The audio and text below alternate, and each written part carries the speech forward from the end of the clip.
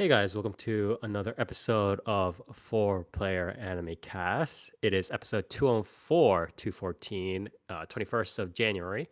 We're actually almost already finishing up with the first month of 2023, which is pretty surprising, but time flies fast, especially for old folks such as myself. And but yeah, we're here charging straight into the winter season. In my opinion, it's actually been slightly more interesting, I guess, smorgasbord. I wouldn't. Well, maybe not a smorgasbord, but a much more interesting variety of different series so far than I had expected, especially from the reviews. But we're getting into it now.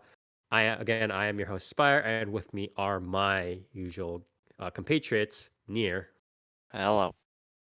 Toast. Near, are you okay? Yeah, I'm alright, bro. Making sure, because I heard there was a case of COVID going around. Uh-huh. And Dark. Hello. All right. By the way, if you guys are, well, I might be sniffling a little bit here, but I just have a little bit of cold. Sorry about that, but we want to just get it right into it. But anyways, let's get on with our 2 weeks, brief 2 weeks coverage. Near past 2 weeks, let's go. Not too much. Shadowverse, grinding out some stuff for FF14 to prep for the new Ultimate. Because I'll be doing that. Mhm. Fucked in the head. Other than that, not a lot. Yeah, just kind of. Okay. I Yeah, kind no, of, I mean, I kind of like slept through the last week. I'm gonna be honest. Like, last 2 weeks, I think yeah, almost. I was just like fucking. I've been like off the grid, to be honest. But Okay, that's fine. yeah, so lazy 2 weeks, really. Yeah. All right. What about you, Toast? What? Two Me? weeks, bro. Toast, 2 weeks. I don't know. Well, I don't know. What's recent? I guess Alira Pandora had her 3D. That was neat. And then so did Finana, I think yesterday. Then Pomu Rainforest is on the 27th. I don't. Yes, 27th. Sure. Mm-hmm. And more importantly, Suise's new concert called is coming next week on the 28th. Shouting Crisis, right? Yeah. So I won't be on the podcast for that. Uh-huh. Yeah. Uh-huh. Jenny Okay. 28th. I'm gonna be busy that day, so don't bother me. Yeah, we'll let you know if there's a podcast on the 28th. Yeah. Anything else? Oh yeah, and yesterday she was on the first take. I guess that's cool. Okay. If you Yeah, don't know first what. take, by the way, if you guys don't know what the first take is, it was originally designed to be a channel where sort of Japanese, like sort of more modern Japanese like artists, indie, like obviously famous artists as well, but indie artists and stuff like that would kind of show off their performance, their artistry by doing a live rendition, live cover of their song, of one of their songs, uh pretty much just In one in one take. take. That's Yeah, why it's with called the the first first take. take. Yeah, with minimal instruments usually, just like a piano cover most of the time, but yeah, so they do that, and it was really good. And then sometimes they'll kind of bring in like other idols and whatever. And even they, I think, brought in Amamiya Sora, again, the voice behind like Aqua and like all these other famous modern voices now, and Konosuba and so on. They brought in Tenchan, they got her to sing a song and stuff like that, and now they also brought in Suise, one of the whole live You VTubers, should to tell sing us her how song. you feel about Suise being on the first take, Spire, because that was a spicy topic yesterday. Oh, we'll cover that in call shout outs and calls. Believe me, I will cover it. But yeah, anyways, if that's Oh, pretty much I it, guess right? I that's it. think. Yeah, I don't know. Um, Sure. okay. Thank you very much, Toast. Dark, what about you? I really been doing a whole lot. I mean, I'm catching up on a lot from this season. Hmm. So kind of been going through. Well, I've been going through Onimai, been going through Trigun, been going through Nier Automata, which How do you thankfully just like picked the up. how do you like the censorship in Onimai? I watched the uncensored version because I can't imagine, honestly. Well, I can imagine what's censored in the censored version, but like the uncensored version is also not like,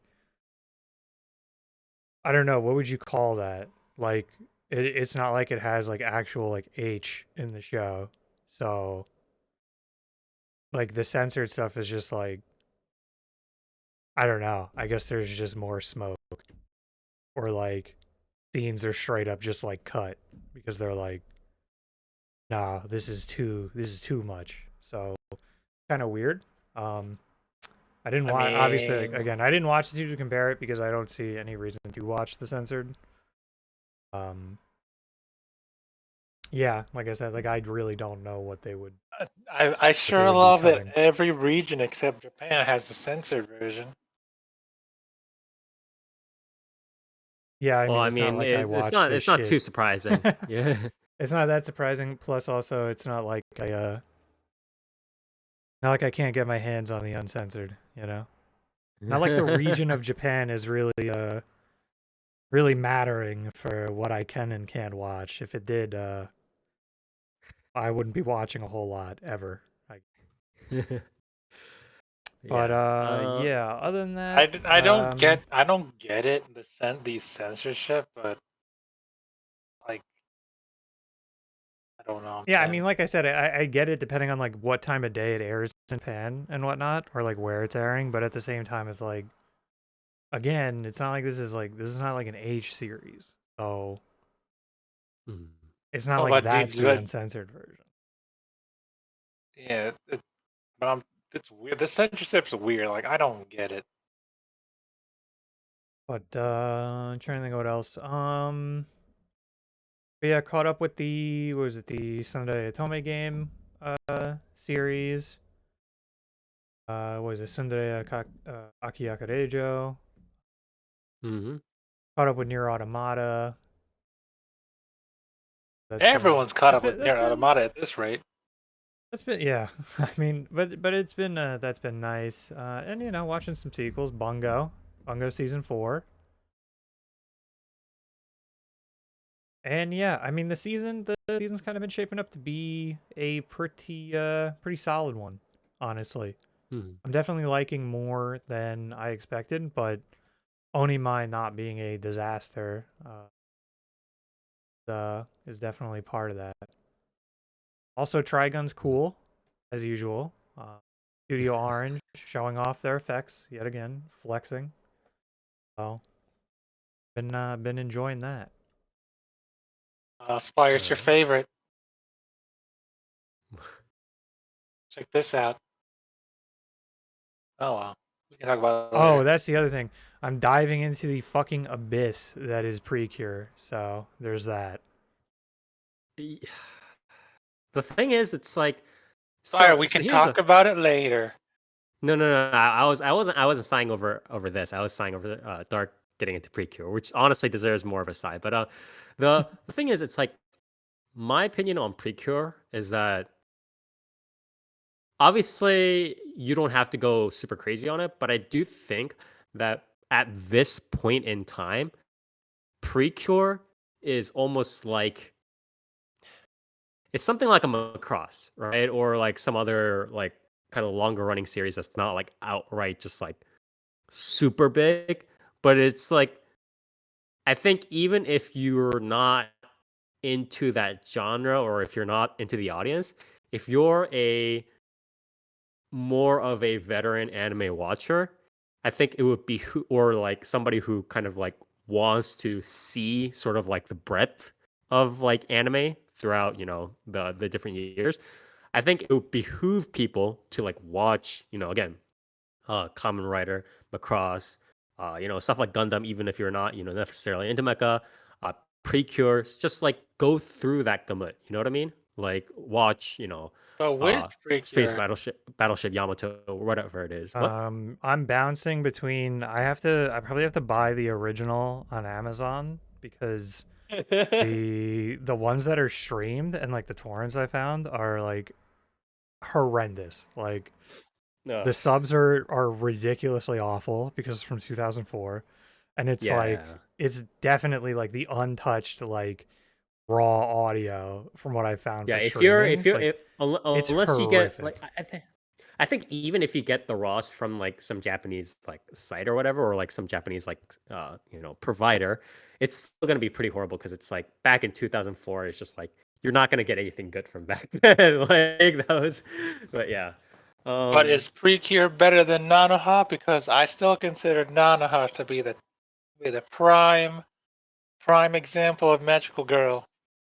Now, that I I've like. not Not watched Nanoha, but Nier pointed that out to me, and I'm going to be. So You can I skip will be you can watching skip that. Strikers, but you can watch the compilation movies instead. Those are great.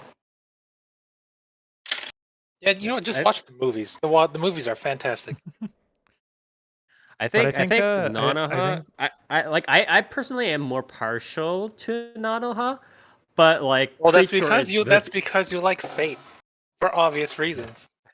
but I think Precure. I mean, not I think Precure is the bigger series. So it's like it's hard to be like again. It's not like I'm saying, oh, you should watch Precure because it's better than that. That's not what I'm saying. What I'm saying is you should respect the brand enough to take to take a mecha to it, to take a journey to it. You know what I mean? It's like that's sort of what I'm Speaking pointing of, out. well, if you want Mecha, look at Nanoha. not Get quite it? what It's he's not, saying. not that sort You of get mecha. it? different. Yeah, it's Yeah, different kind of that, mecha, it's a bro. wordplay, but yeah. Yeah. Precure's all right. Yeah, I saw like damn, maybe dude. one, I'm gonna but have to But convert. yeah.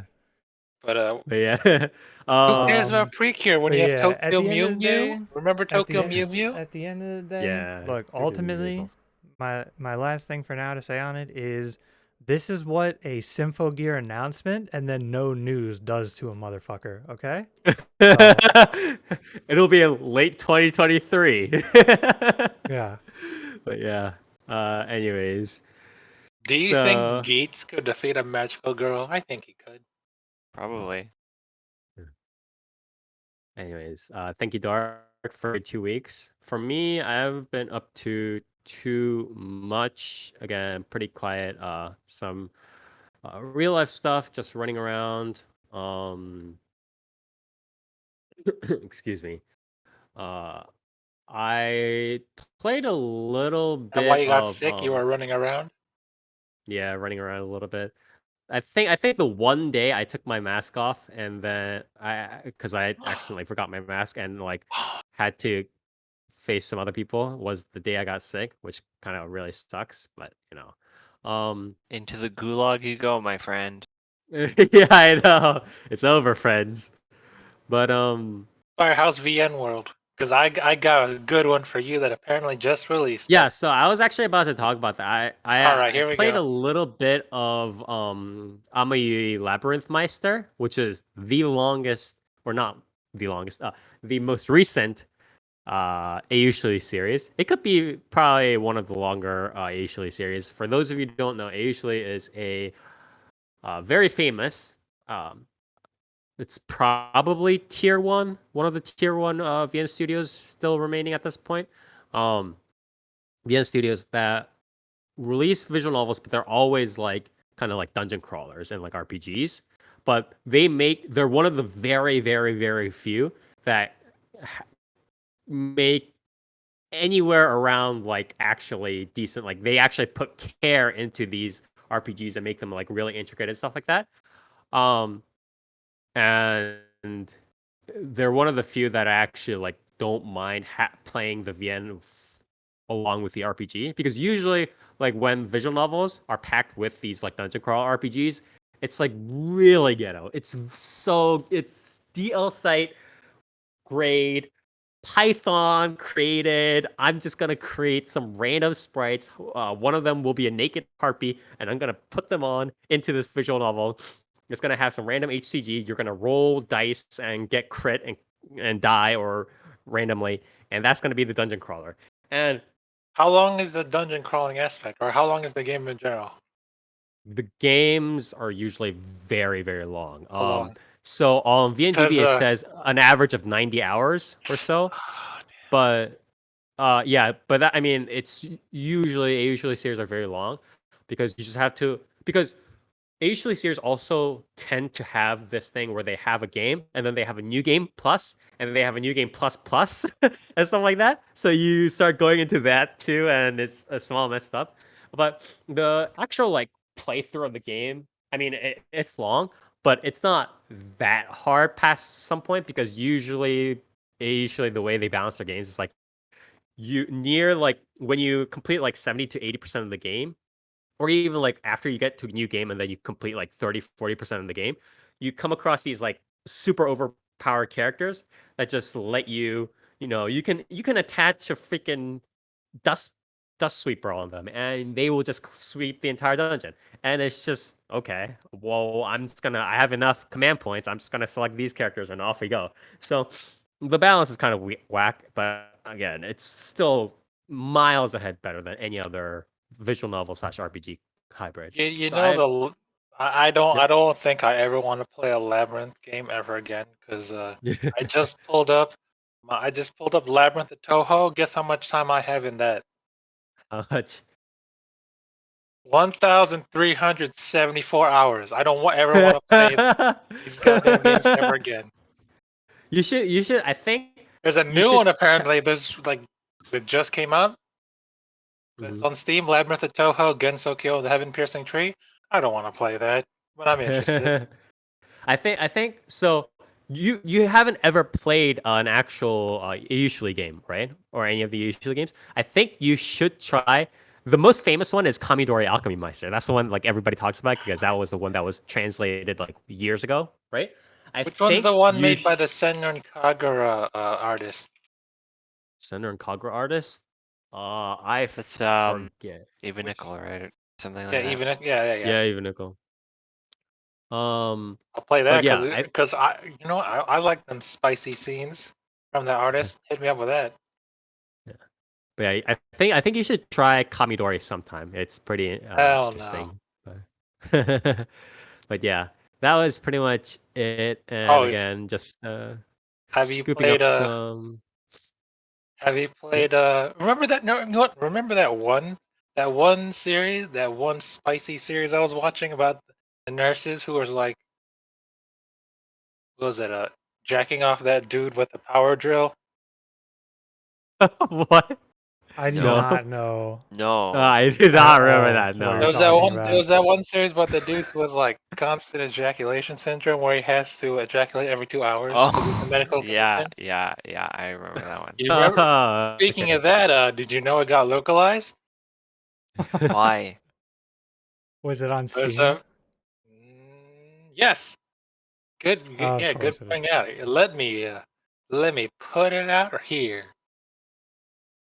Fire, why don't you read out the title? What? Nope. Fuck. Nurses? What is this title? It's Sakse Is there is there is Byoto. there is there like a Japanese title for this? Yeah, What is this? Sakse Byoto, is it not? I have no idea. Or It's the is characters this don't this is a Chinese game, bro? Or what? is it? No, it's not. No, Oh, it's it's not. Japanese original game. Yeah, okay. What?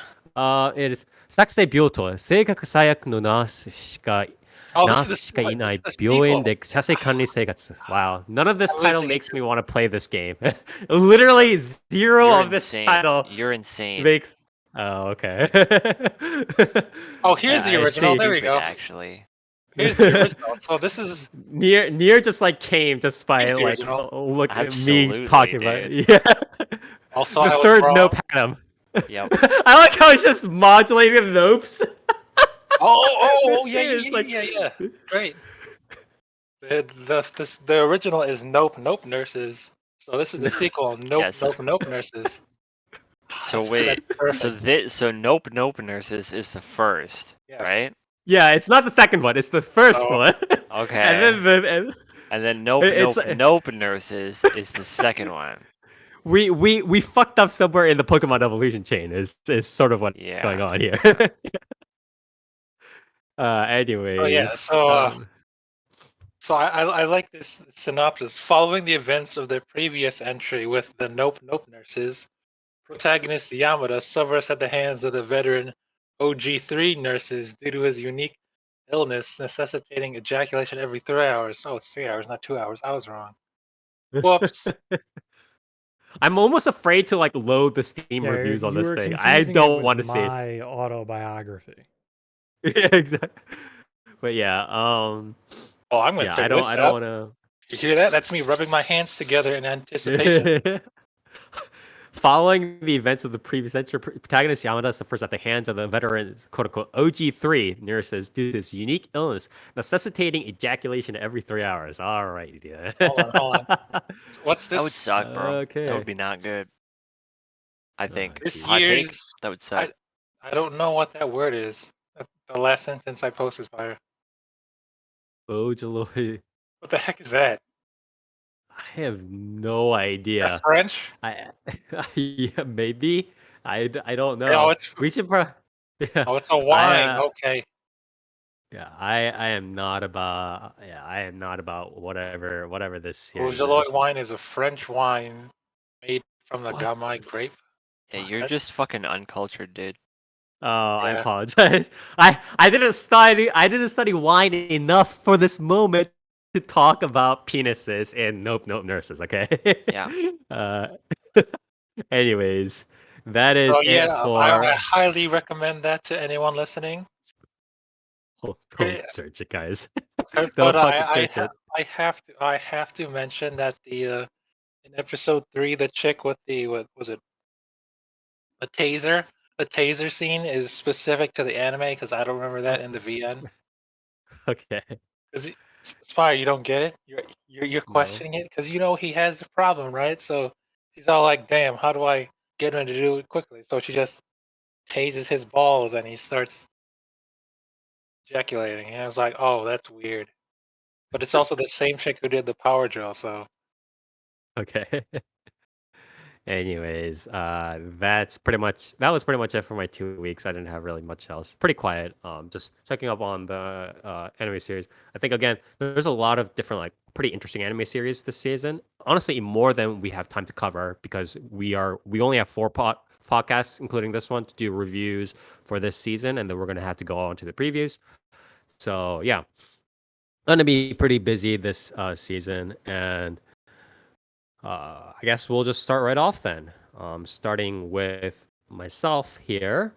And I am going to cover one of the series that I think honestly made waves even before most of the season was announced. And that is Spy Kyoushitsu or Spy Classroom. This is a light novel original done by Feel Studios. Feel Studios is one of the more famous studios out there nowadays. They did, stuff like what is it? They did some of the DC Takapo stuff, DC2, I think. They did Takashi Kashi, Taiko Alternative here. What else here? Uh, I always forget that they did Papa Kiki. I always feel like Silverlink was the one that did Papa Kiki, man, but no, it's Papa actually Kiki's a Feel. throwback. Yeah. I They don't like did. how that series ended. I mean, there was very few ways that that series could have ended well, There's but only one way uh, with an actual cool girl, the one voiced by Yui Horie, yeah, I guess. not That would have Usatsumere. been a pretty standard ending. Um, they did Minami K and so on. So this is headed by I believe Kawaguchi Kiichiro, a very veteran director. Did like a whole bunch of stuff spanning years and years. He's kind of backed up by also again another pretty relatively veteran excuse me, art director in Umino Yoshimi, who did stuff like Dot Hack, worked on Dot Hack, did some Fate stuff. What Rama Fate again stuff? goes back years and years. What? Which Fate? Let's see.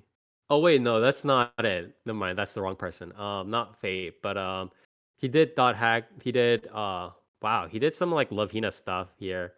Mega Man, Wow, an OG. Rama, some background art for like Rama 1/2 stuff. Huh. But yeah, that the rest of the rest of the production staff is mainly, I mean, they are still experienced. They have 15 plus years of experience at this point, but they're still sort of more on the modern end of the crew. Again, starting from mainly 2004, 2005, 2007 onwards. Uh, I keep calling them like, I wanted to call them like newer, but again, I guess they do have like 15 years of experience at this point. But that's sort of the general like experience of the script writers, the sound directors, so on. So bringing in some sort of intermediate level people in along for the ride. Most of the voice acting cast is pretty much all the A-list actors, actresses that you kind of know and love today.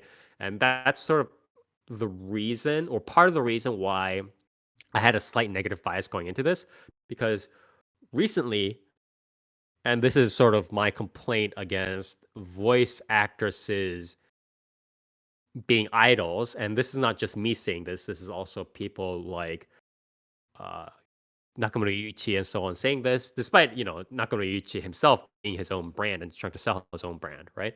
But voice actresses kind of selling themselves more off as idols and off of their sort of real life personalities and stuff and branding, rather than their works within, anime and other media, right? Doing their actual voice acting work. So just like how Eminence and Shadow, so a lot of times sort of sold itself or sold the anime based off the various voice actresses that it hired.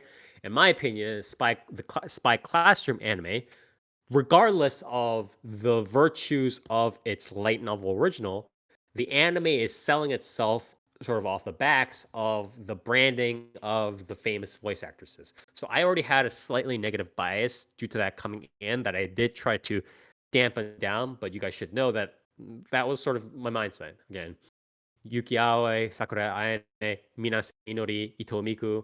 If these first four names seem familiar, it's because they've been in pretty much every series ever. Especially again, most infamously, these four have been together in the Gotobun, right? Gotobun no Hanami-ome, the quintessential quintuplets.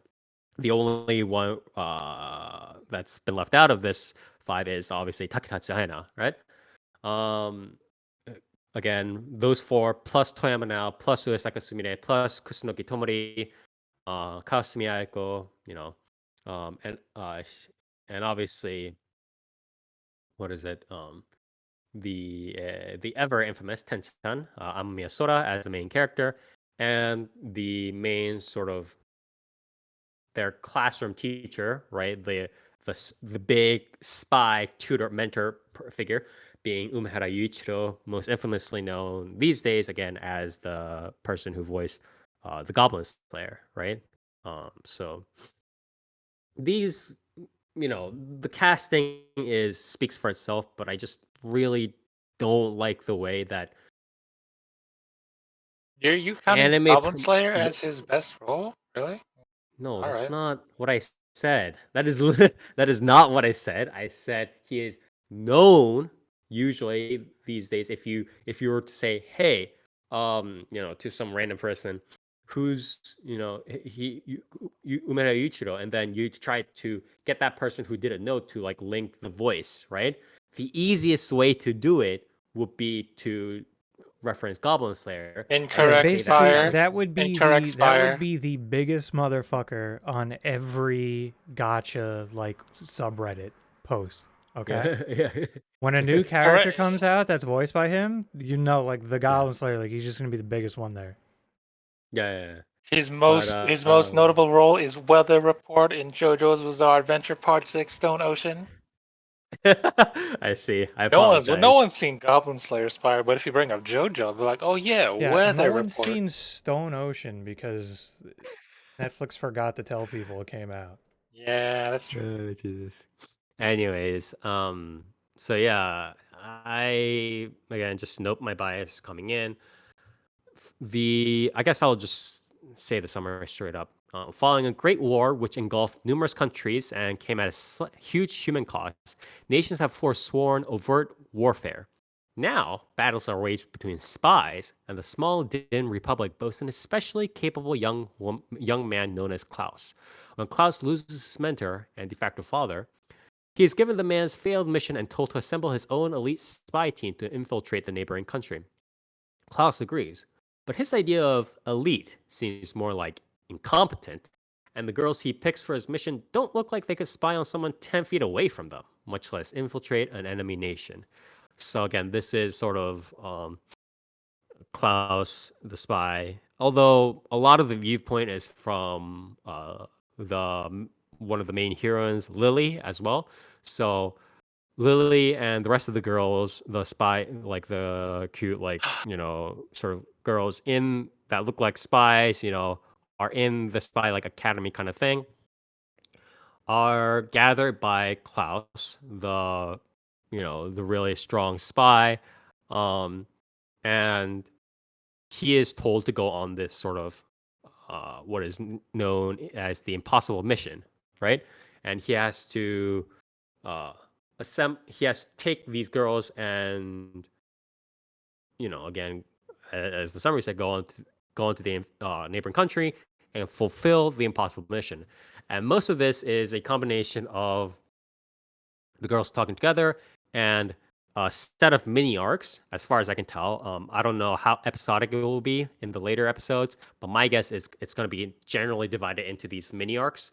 And this current mini arc, this initial mini arc, is these girls kind of getting to know each other real quick, and then going off and doing this mission, and helping out Klaus and doing whatever. I won't spoil the first mini arc because I believe it has already concluded, really.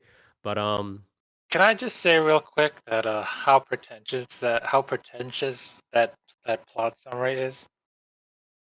what do you mean? Let me read it off of Wikipedia. After a devastating war, there has been a realization that weapons are now too powerful and destructive. Thus ends the era of war fought in the light, and begins the era of war fought within darkness. A war fought with information and trickery. A war of spies. Why? Yeah, Why would you so do the that? year 2023. Like But yeah, I every think the spy series has to be. Oh, we have to fight a war in darkness, and it's like you just Yeah, I mean that's kind of the you're point of spies. you're trying to be cool, but you're just like you're trying to be what is it? You're trying to be you're trying not to say a certain word, but you're saying it anyway. You're Mhm. like just say it already, man. All the other spy series say it, but this I one won't. Spy Family outright says, "Oh, it's a Cold War," because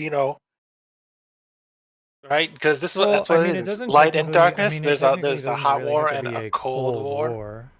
I mean, it's not Like, that sort of reference is not really the important part of the spy premise, right? I mean, the- Not really. my It's just a setting. It's like, oh, if they're yeah, trying to be it like pretentious with the light and dark, it's a Cold War. Just say it. I don't like that. I How mean it dare depends on you? it does depend on what's happening. Like I can't imagine. Like I'm not gonna say I know what's going on in Spy Classroom, but like even with like contemporary shit, like it's not like we're really in a Cold War with like Russia, but we are both trying to attack each other You know what? through You know what like else was good? A good subterfuge spy constantly. series. Spy series that takes place during the Cold War. Metal Gear Solid 3. Yeah, I mean that is yeah. Cold War though. And they say it's like, oh, we're got like make sure not to turn this Cold War into a blazing hot one or whatever, something like that. That was in Metal Gear Solid 3. Again, I don't think I sympathize with where you're going with this. I There are two reasons why I don't think it's really that relevant. The first one is sort of the obvious one in that these writers are not the brightest bulbs in the bunch, and they probably haven't thought that far ahead. The second reason, and Hey, I think this this is person should play a Kojima game then. yeah, I think the second reason, and it's the bigger, I think, underlying reason, is that it's okay to make this sort of like pretentious-ish. Oh, like things are just about to explode or under the surface or whatever whatever they want to say, right? I think it's okay to be pretentious, depending on where they take the premise with it. Because if that sort of, oh, everything's bubbling underneath and there are these secret societies and everything's, oh, I'm going to make this intricate lore and blah, blah, blah, blah. And the author does that, the author's feet need to be held to the fire, right? Because it's important that, if you're going to walk the walk, or if you're going to talk the talk, you got to walk the walk, right? If you if you promise people an intricate lore and an intricate premise, in a very unironic sense, then you need to prove it. You need to create this engaging story with that background. But there are, I think, plenty of other series, especially something like, again, Spy Classroom, where that's not as important, in my opinion. Even something like Eminence in Shadow, right? They're all like, oh, there's this secret society and doing blah blah blah blah blah, right? But that's not really important. I mean, like, it extends the story insofar as it gives like random hooks on where the character should go and what the character should do. But the the reasons why people read Eminence in Shadow, something like Eminence in Shadow, or something like Spy Classroom, are not really related to that deeper background lore.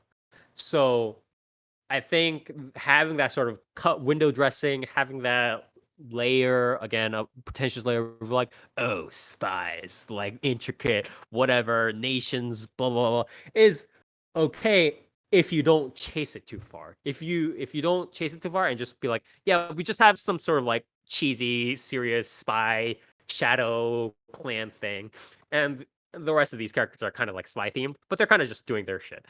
If you do it like that, I think it's fine, which is what I think Spy Classroom did. And Spy Classroom, again, within these mini arcs, it's 80-90% focus on these girls sort of using their skills to solve solve the issues or like do the mission or what undertake the mission, right?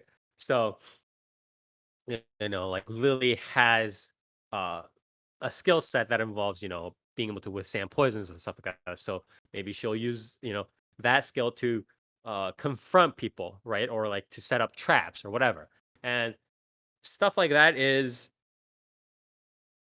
um I think most of the series is focused on that rather than the sort of interactions and interpersonal character developments of the cast, which is kind of interesting because I think in a standard, because if I initially said, like, it's not really about the spy thing, or it's not really about the deep, like, complex spy thing, it's about a bunch of like girls trying to like solve the mission, you'd just be like, yeah, that's just cute girls doing cute stuff, it's just instead of four girls in a Japanese high school club, it's whatever, it's however many spy girls in, some sort of fantasy setting, or not fantasy setting, in some sort of like older setting, Victorian-ish setting, doing spy things, and that's it. But I think in those series, by the nature of how those series develop, there's more time and there's more value given to these character interactions, to going through the background stories of the characters earlier and being like, okay, I have this personality and this girl is talking with this other girl. How do they interact with each other? What evolves from that, and so on. But in this series, in Spy Classroom, there's a lot more of, okay, we just have these girls, they do these things, they talk a little bit, in between, during intermission or whatever, but most of the time they just go out and solve the mission. And I think that's an interesting aspect of that, and I do like both the cheesy aspect of it and how it doesn't lean too hard on trying to get to the comedy and like, oh, like Like, what? You did this, but then you tried to be very serious, but then a cute cat jumped onto your lap, or like those sort of like non sequitur humor like aspects of usual like cute girls in a cute club series. There's not as much of that, but and the series doesn't push it as much, which I think is admirable. But there is this sense of very cheesy, the usual spy versus spy type comedy where it's like, I did this, but then I countered your thing with this, but then I countered that thing with my third thing, and then I countered your fourth thing with my 50th thing, and that like sort of layer on layer So and so layer on like layer in action. Like Mr. and Mrs. Smith, or like James Bond, or are we talking Austin Powers? Which one? Um, I would say almost like it's a little bit more like an Austin Powers spy versus spy within that like sort of comic sketch segment where it's just like, oh yes, I have this thing ready. Ooh, like what? You messed that part up or whatever it is. It's like they get it like all through this intricate plan and then like they forgot to plug in the machine that actually kills whoever, right, the protagonist. And that's sort of how they drive a lot of that comedic aspect again, which I do like, but even that they're not like leaning that hard into it. Again, I appreciate that more than when series explicitly go through and say, haha, like impressive spy thing is happening, but in the middle of it, cute thing happened. Oh, you should laugh. I'm not a big fan of that, although I know that's a very like standard interjection and like tone change in a lot of series. But I do like that sort of general natural flow of that into the cheesy, spy versus spy kind of thing. I like the general premise of the series. I do like I'm not sure if I necessarily super like the idea that they're going to continue on more mini arcs and do again like 80-90% action because it kind of gives me Princess Principal vibes. And whenever these like mini arcs kind of keep extending and keep going on and just do more of this action, eventually it comes a time where the author feels the need after a couple of mini arcs to kind of like sacrifice one or more of the girls. And just because, it needs to be exciting or it needs to be threatening or exciting or whatever it is, right? And I'm not like, I can see that shit coming from a mile away. So I think if the format becomes a little bit more milder and a little bit more episodic, it might be good. I haven't read the light novel, so I don't know what the developments are. I think right now, though, the general formula is pretty good. It's an interesting, slight variant of the cute girls doing cute things. And I don't mean just by the premise, I mean by, the actual like structures of like how much does each character talk about themselves as opposed to actually fulfilling the mission or doing spy stuff. What's the type of comedy, so on. I do like this, um, and I do plan on watching more of it, but again, I am a little bit afraid of potential forced drama after a couple of arcs. If there's gonna be, you know, episode 8, 9, 10, or whatever, and it's just suddenly somebody gets, kidnapped or like, they suddenly get their heads lopped up or whatever, I'm out. Like that's not. It's a very. That's sort of a very boring way to incite drama that I'm not here for, and I'm not a big fan of. So. How serious is this series? It's not very serious. So it'll So like the story and like the mission will be all like, oh, we have to do this, we have to invade the country. But it's very obvious that like outside of just like trying to give that sort of mission and the lore some level of seriousness, most of the series, the tone of most of the series has a decent amount of levity. It has a decent amount of lightness. Like the girls are just talking like, "Oh, we should do like spy stuff." Like that's mostly it. Yeah. so so prediction. You don't think anyone's gonna die in this series? I don't think My prediction is I don't think anyone is gonna die in this series, but I wouldn't be too surprised if the author just like again, or if the anime director added in on a mini arc near episode 9 or 10 or whatever. That's just like, by the way, you're just gonna have to make some sort of dramatic decision to either save these girls or whatever, do some bullshit. And I'm just gonna be like, okay, bro, like sure. Can we get on with it? So that's my guess. But I do think the chances are pretty low. And Ceci also says a similar thing. Zero of these girls are dying. This is a no stakes story. Yeah. Yeah, at best, one trader that is immediately forgive. Session knows where I'm trying to go with There this. I are think no it's very low. traders in spy world. It's called being a double agent. Yeah, that's Sometimes true. even being a triple agent. Yeah, but I do think the chances are very low that that something super messed up will happen because I think this series is pretty light in tone. So, but yeah, that was my review Oh, of hold on. Yeah. So let me ask, how strong are they? Well, I What don't is know. their power level in comparison to other series? I want to say pretty low. I Wow, they mean, like suck. they have like their like different like skill sets, right? But it's not like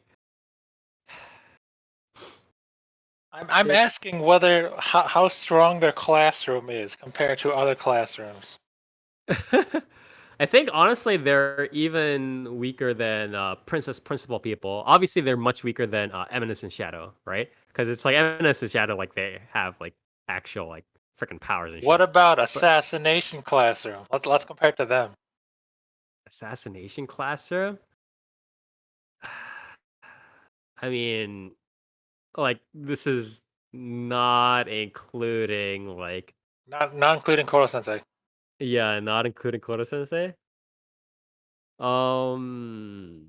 They are probably better. Damn, they Yeah, suck then. they're Nagisa, probably you better. suck. No. Yeah. They are the Spy Classroom people are stronger than the Assassination Classroom people, is what I would say. But it's not like again, it's like human skills. It's like well, it's human it's like edge of human limitation skill sets. All It's right, not superhuman stuff. so let's compare them to a spy series then. How are they? How will they compete against Spy Family? Bro, you literally have a mind reader in Spy Family. Yeah, well, I mean, I think it's a little bit hard to compare the two. Yeah, but she's nerfed mean, because she can't let anyone know that. So like, yeah. Also, Yeah. also Kratos can beat a mind reader. So what? What's your point? It's Well, not a I perfect think ability. yeah, but I mean, But yeah, I think at the point where you're trying to, let's just get this out of the room. It's going to be compared to Spy Family. So how is it? How is it compared to Spy is it? Family? I think it Yes. would be more compared to like Eminence, something like Ugh, Eminence and gross. Shadow, or How about we like not talk about that I series? think it's gonna be Eminence and Shadow and Assassination it's Classroom. Princess Like Principal, and also when it came out, Princess Principal, yeah. Well, Near, So, what was that freaking series about?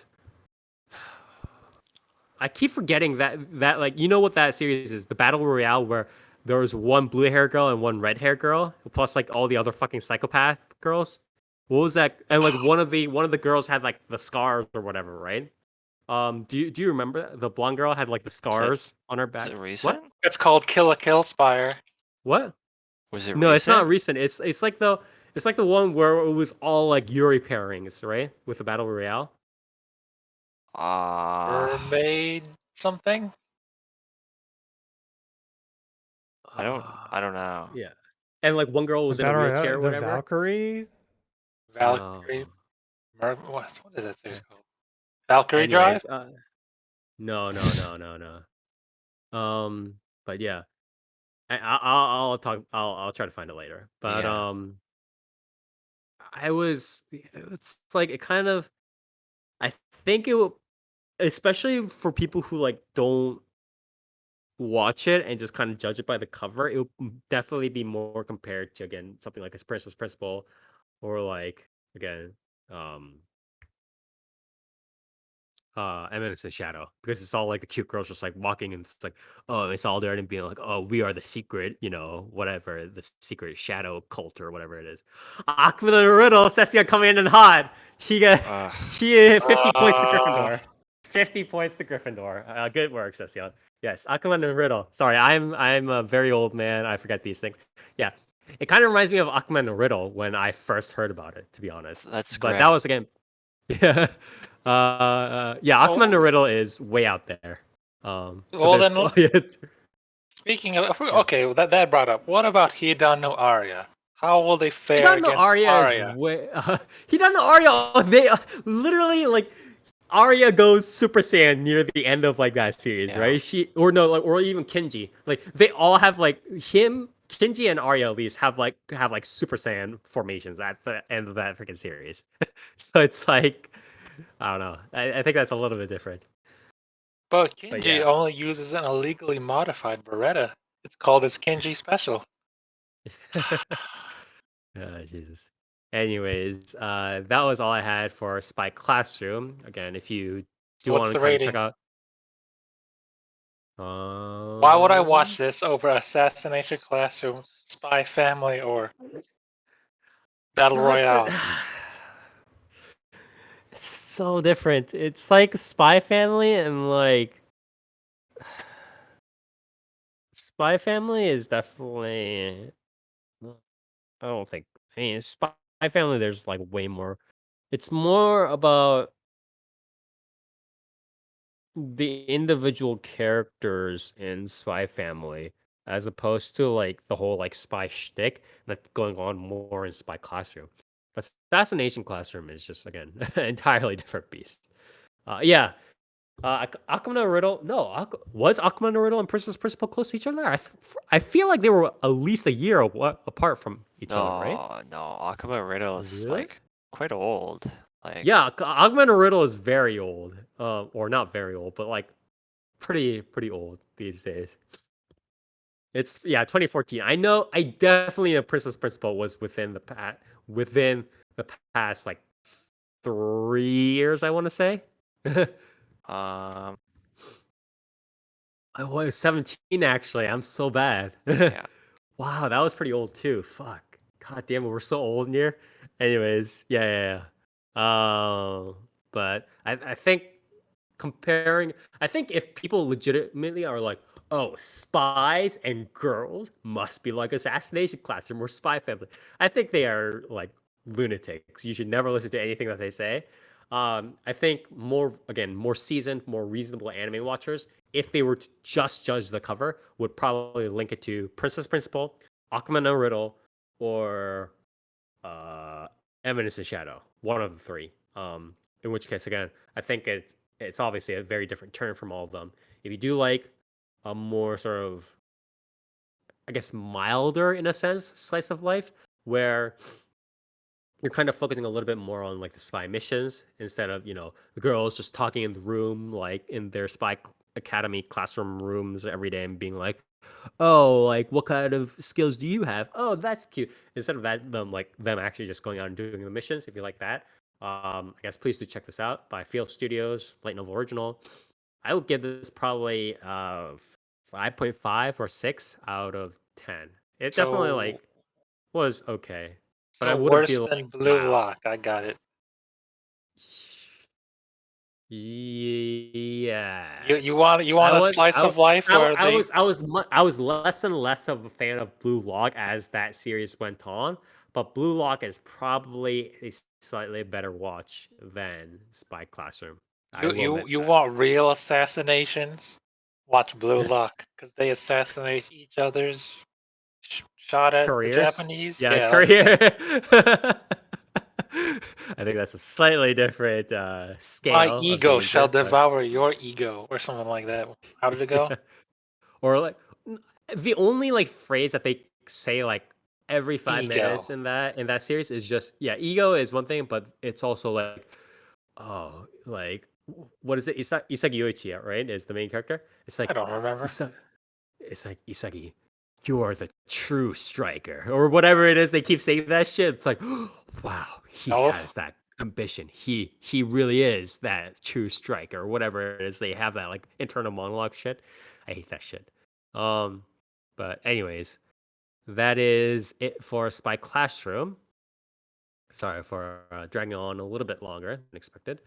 But anyways, next on the list here is Toast.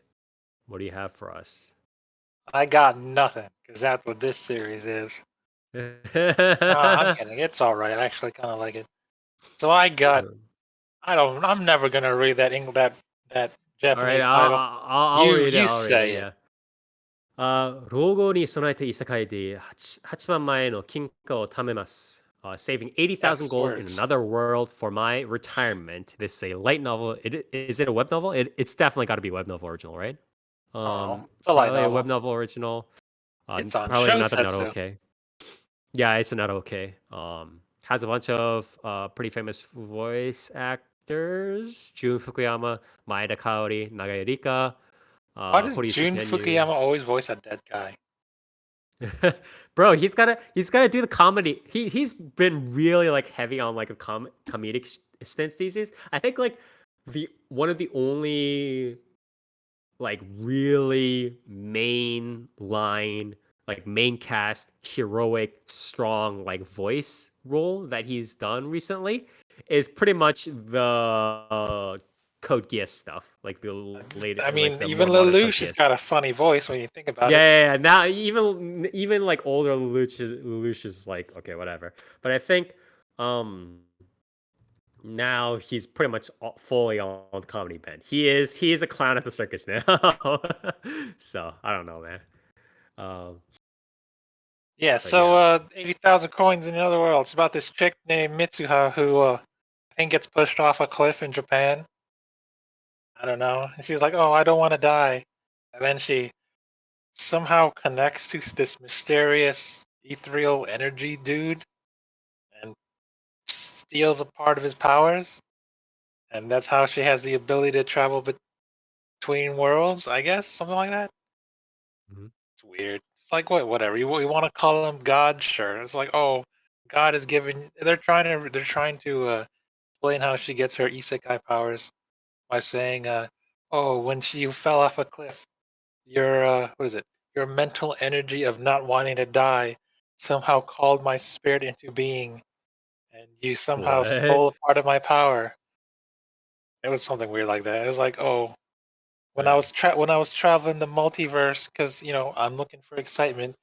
Your will to live somehow like held on, like called me and stole a part of my power, something like that. And that's yeah, Okay. sure. Let's call it an elder god, like Session says. But yeah, and that's how she got the ability to transfer herself between worlds. So she falls off the cliff. She gets into isekai. She talks to some chick, but she can't speak the language and whatever. Mm. So whatnot saves her, and then when she gets attacked by wolves again, that same feeling of oh, I don't want to die, she somehow gets transported. She talks to the alien dude, and he explains her powers before before she gets transported to her world, and she gets some she steals some stuff from her brother because apparently the brother is I don't know I don't know how to describe him. Would he be the actual insert character of the typical isekai protagonist, you could say? Because a lot of her motivation in the beginning is spurred on by what her brother said.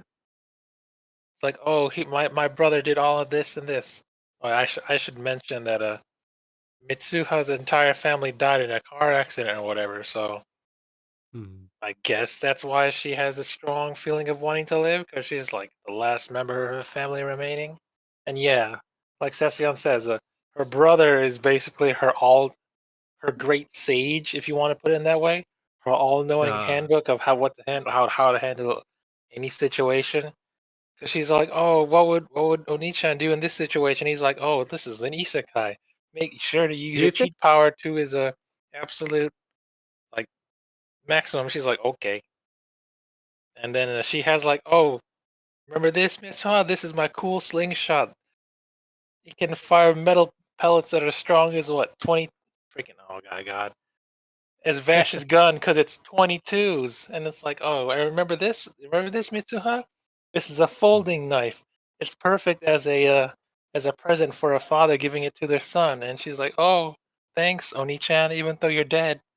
That's Jun Fukuyama, by the way. He's voiced by Jun Fukuyama, so he's the Do you all-knowing think Onichan. this is actually an interesting this topic where do you think that there's supposed to be a self-insert in this? That is, Because I would say, the self-insert is definitely the Onichan character.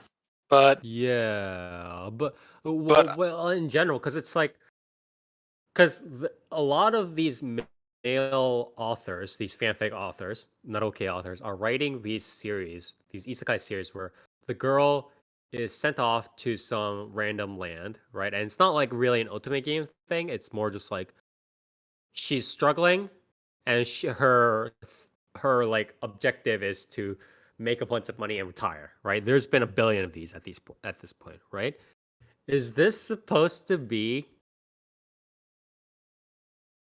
this is this supposed to be sort of like a power fantasy kind of like, oh, like I would if I had my adventure, I would totally do this with my Japanese Nihongonese knowledge. Is that supposed to be what it is, you think? I Or would do you say think so because because if we're gonna let's go down that route. This is the you want to bring it that way. This is the author's first isekai, really, uh-huh.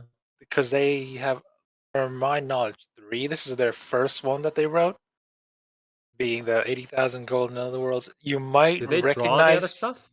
No, this is their writing. You might recognize the other two. The second one in order of I guess publication is Didn't I say to make my abilities average in the next life?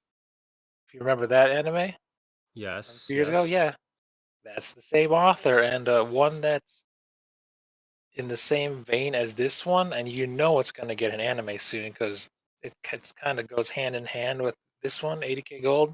They're always like promoted together, at least manga wise. I'm talking Mhm. about the I Shall Survive Using Potions. Right. So, Yeah, Richard I'm Fisher's always kind of another girl curious. character.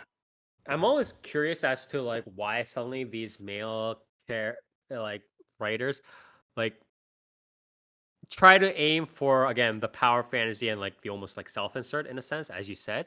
But then while they're doing that, they also just create these girl characters. I guess in a sense, it's kind of like you know how in some like MMOs, there are some like guys like picking the girl avatar, the female avatar, right? Is that kind of Yeah, and they would be you think correct. it's kind of similar? I Yeah, mean, it would be correct. I kind of want to argue against that, but it's not. He's right, you know. It's like, oh, Yeah. we've had enough of the boring isekai protagonist, black-haired funny man. Let's make it a chick, and it's like, oh, A cute, yeah, suddenly I'm yeah, more interested, and it's like, yeah, yeah, yeah, yeah, man, Bofuri's pretty good, you know. yeah, yeah. But I'm just mainly trying to find a reason for it. Like I'm perfectly willing to be I mean, wrong or whatever. that's I just pretty much the reason, and yeah, I'm not no, like I gotta respect that hustle. yeah, yeah, I yeah. respect hustle because truth be told, that's kind of why I like Mitsuha better than other boring isekai protagonists where they're trying to be the funny man. Because it's like, ha ha ha. Oh, it's a girl. They're more interesting now. And it's like, yeah, yeah, true. But yeah, story wise, basically, so far there's 3 episodes. Mitsuha is doing whatever she wants. Uh, Okay. she got her powers. She got her, and then she's like, oh. Now that I have the ability to travel between worlds, and because my family died, I need to find a job so I can live, I can live my retirement happily. And I don't want to work or whatever, because, now that I got these powers, Japan's too boring. So she makes the she makes a note to say like, so what if for some reason my world traveling powers goes away, I need enough money to survive in either world if I get stuck in like either the Isekai world or Japan. So she comes up with the number of was it 2 billion yen? Yeah, it's like 2 billion yen, which is what 15 million ish in American money.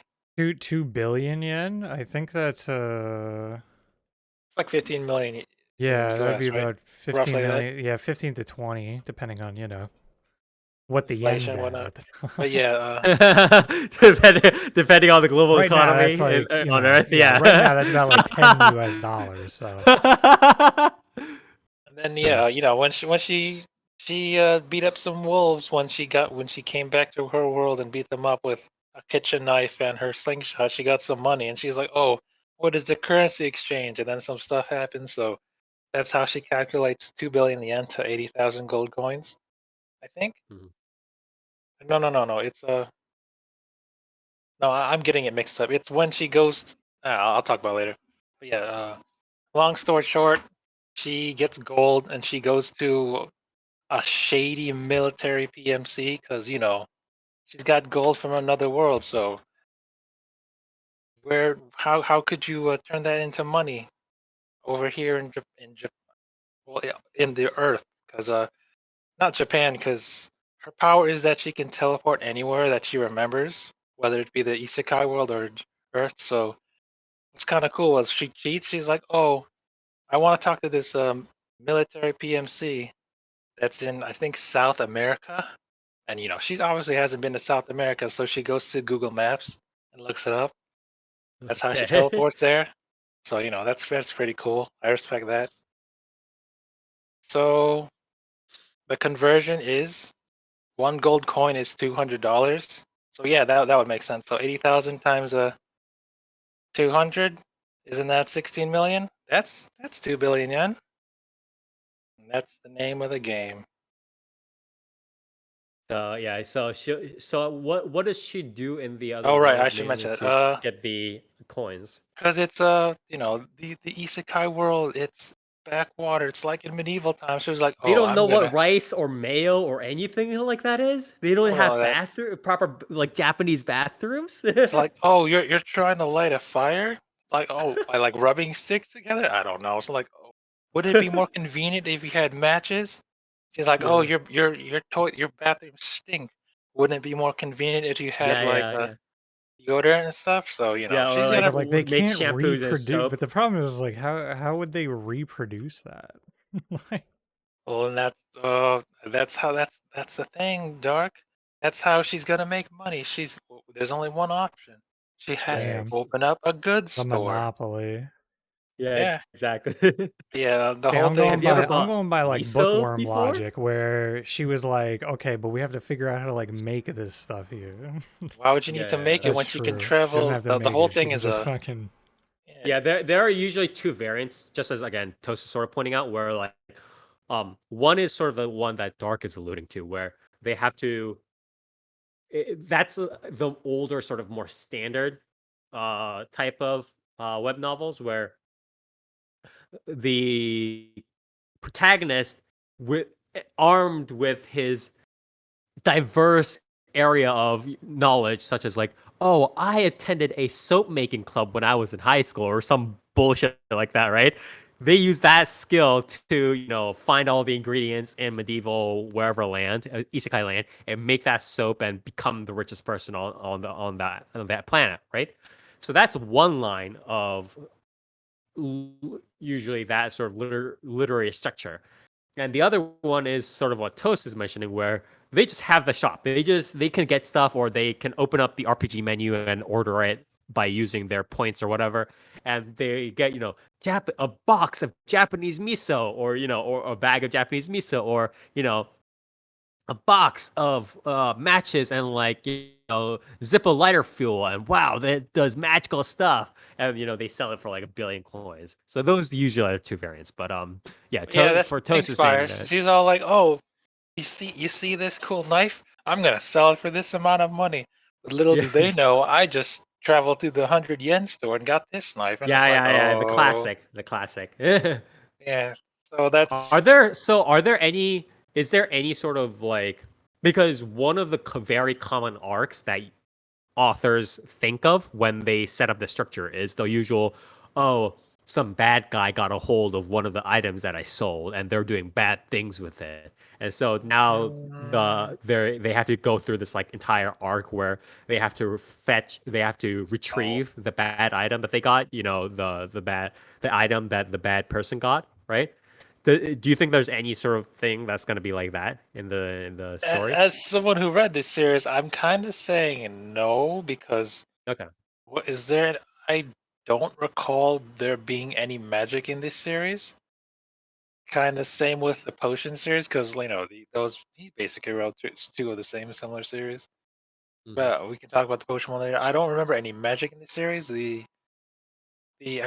This is way later in the manga, but the equivalent they have is was it flintlocks? And Mhm. it's like, oh, they can't replicate flintlocks, and Mitsuha knows not to. Well, Mitsuha's a pretty smart character. Like, she does some funny things. It's like, oh, I believe in episode 3, she's like, oh, I ran away from the village, and how do I make money? I know. Let's become chummy friends with the duke or the baron or whatever of this land. And so Mhm. her strategy was she bent back to Japan and dressed herself up as like a fancy noble. Noble. Yeah. Or, I think she was just like wearing like a riding coat or whatever, like the riding outfit, and she's like, "Oh," and then she falls unconscious near a horse carriage, so they pick her up. She's like, "Oh, I've never seen these types of clothes before. Where are you from?" And she's like, "Oh, I'm Mitsuha von Baron or whatever. I'm from the land of Japan." It's like, "Oh, I've never heard of this country before, and her clothes are so cool. So she must be a noble." And I was like, "That's cool." So like that's kind of smart.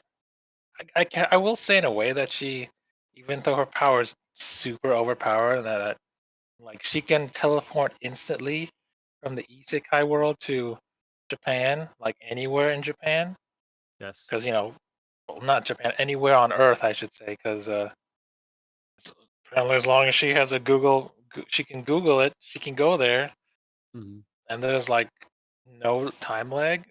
It's like a 1-to-1. Usually when there's a like isekai traveling, there between worlds, there's some sort of time delay. Apparently here it's Mhm. not.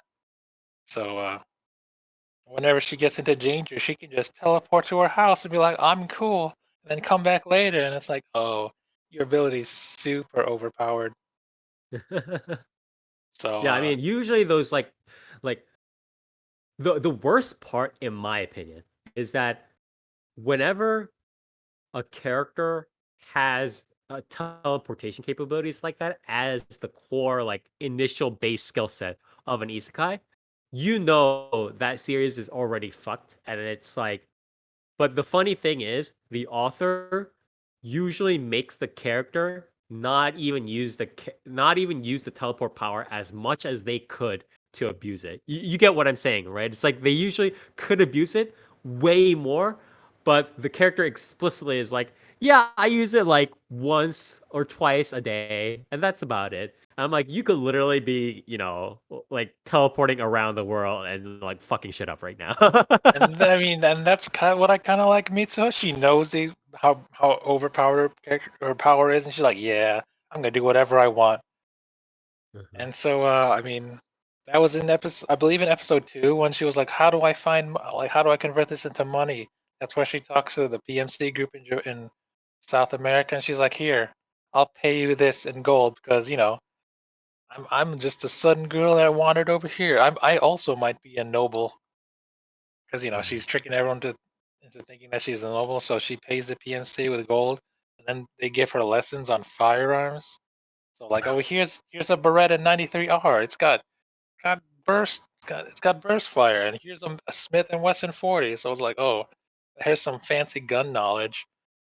I Mhm. guess the author. This is another. I guess it's another self insert from the author because what her brother's like. Oh, her brother was like he liked isekai and survivalist stuff. So I guess he also liked guns. Mhm. So maybe the author also likes airsoft. Like, oh, let's bring in some guns. So now Mitsu has guns. Like, she paid her money, so like, okay. PMC's what is it? No questions asked kind of deal. So like, you got this mysterious gold? Don't worry, we'll convert it. We won't say a thing. You want some guns? Okay, here's some gun Yeah, like training. the pawn store is usually it's like they're just like, yeah, you can do literally whatever you want. Yeah. But yeah, so that's what this series is going to be. She's going to pawn. She's going to make money in the isekai, sell it back on Earth, and that's how this series is gonna go. If Yeah. this is 12 episodes, I don't know how far they're gonna get. There's gonna be at least one major battle where she pulls some absolute bullshit with her power. I don't know if we're gonna get that far. I hope we will, cause that's gonna be funny when it appears. I'm not gonna spoil what happens, So do you like but the it's pretty. series or what is it? Yeah, I What? kind of do. It's like Okay. I like how So to you, is it a guilty pleasure for you? I'm I kind of asking because of your guess. tone. Okay. Because like like what you said earlier about isekai protagonists usually try to keep their powers under wraps. Not Yeah. Mitsuha. She's like, I'll do Right. whatever I want. My So it's a little bit family's more natural. my family's dead. I don't care. There's nothing holding Mhm. me back. So Right. Right. Right. I like the way she uses her powers. It's definitely different from other isekai protagonists. Mhm. So yeah, I guess this is why this and the potion one is more popular. I believe. Did the what is it? My abilities average, was that localized by Yen Press? I'm not sure. I think Yeah, okay, it did. might have No, been. but not Yen Press, but Seven Seas. So, but yeah, apparently this author's pretty good because all three of their series so far have been localized into English. So, Okay, well, you can check them out if you want to.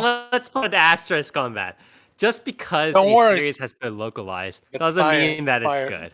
There's a pedigree now. They were on Shousetsu, and now they've been Yeah, localized into English by. once something's been localized or made into an anime, it just automatically means it's good. That's actually what it means. Just like how Redo of Healer is very good because it's been It's a pedigree. yeah, But yeah, who yeah. who made this series? I don't know. What's Felix Film? I don't know what they did. Nekopara? Hell yeah. God damn it. MF Ghost? I'm not looking forward to MF Ghost at all. That's next. That's later on this year. Um. Anything else? Oh, they did a Isekai Picnic or Urasekai Picnic, not Isekai. Oh, that series fucking sucked. Yeah, it Donkey was a Kong. letdown. God. Um. It looks series itself looks really good. Comparable to the light novel art. It's like pretty accurate. Also to the manga. The manga is pretty accurate too. Character-wise, Mitsuha's the only character, and she's interesting because she knows how to bullshit her way through stuff. Hmm. That's cool. How much of a cast is there in general? Because I feel like There's if you're with this sort of series, there is not going to be that much of a cast to begin with, right? Like that much of a permanent cast, like constant rotating. Like she might visit people, being like, "Oh, I might go to the inn and like talk to somebody," but how many people are like constantly going to walk around with her, right? Especially since she's like she half of could do. her shtick is like teleporting everywhere and solving problems instantly, right? I guess out of the main cast, there's Mitsuha, and then the I want to say the rich family that she cons in like episode 3. They're reoccurring because she likes their daughter. So like, oh, Mhm. and it's they're kind of her way to get money because you need, in order to open a shop and make sure her goods are legit, you need social standing. So she uses that family to promote herself. Uh-huh. So I guess you could call them the recurring characters too, but it's mostly Misuha, and I guess Yeah. they're really like they're really side characters to her, and they're not even really that important overall.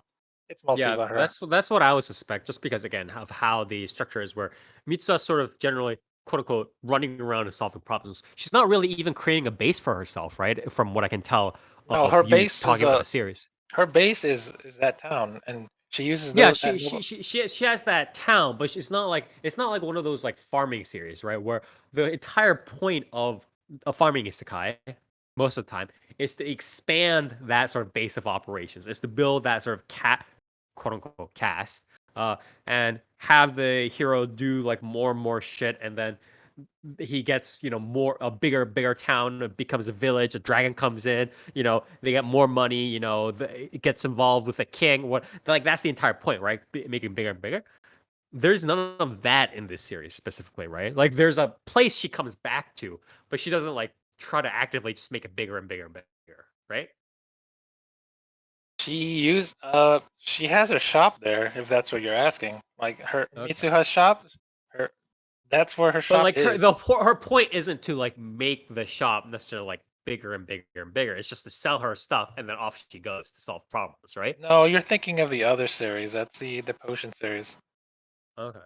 The potion series were like, oh, if it gets too big, then I'm running away because that's crazy. Uh, The main character, she's like, oh, the nobles are taking the street. Screw that. I'm moving to another country. No, here Mitsuha's like, oh no, this is my base. It's with this family, so it's okay. Mitsuha's general shopper. I don't care, but yeah, my memory is super hazy, but I think this family adopts her.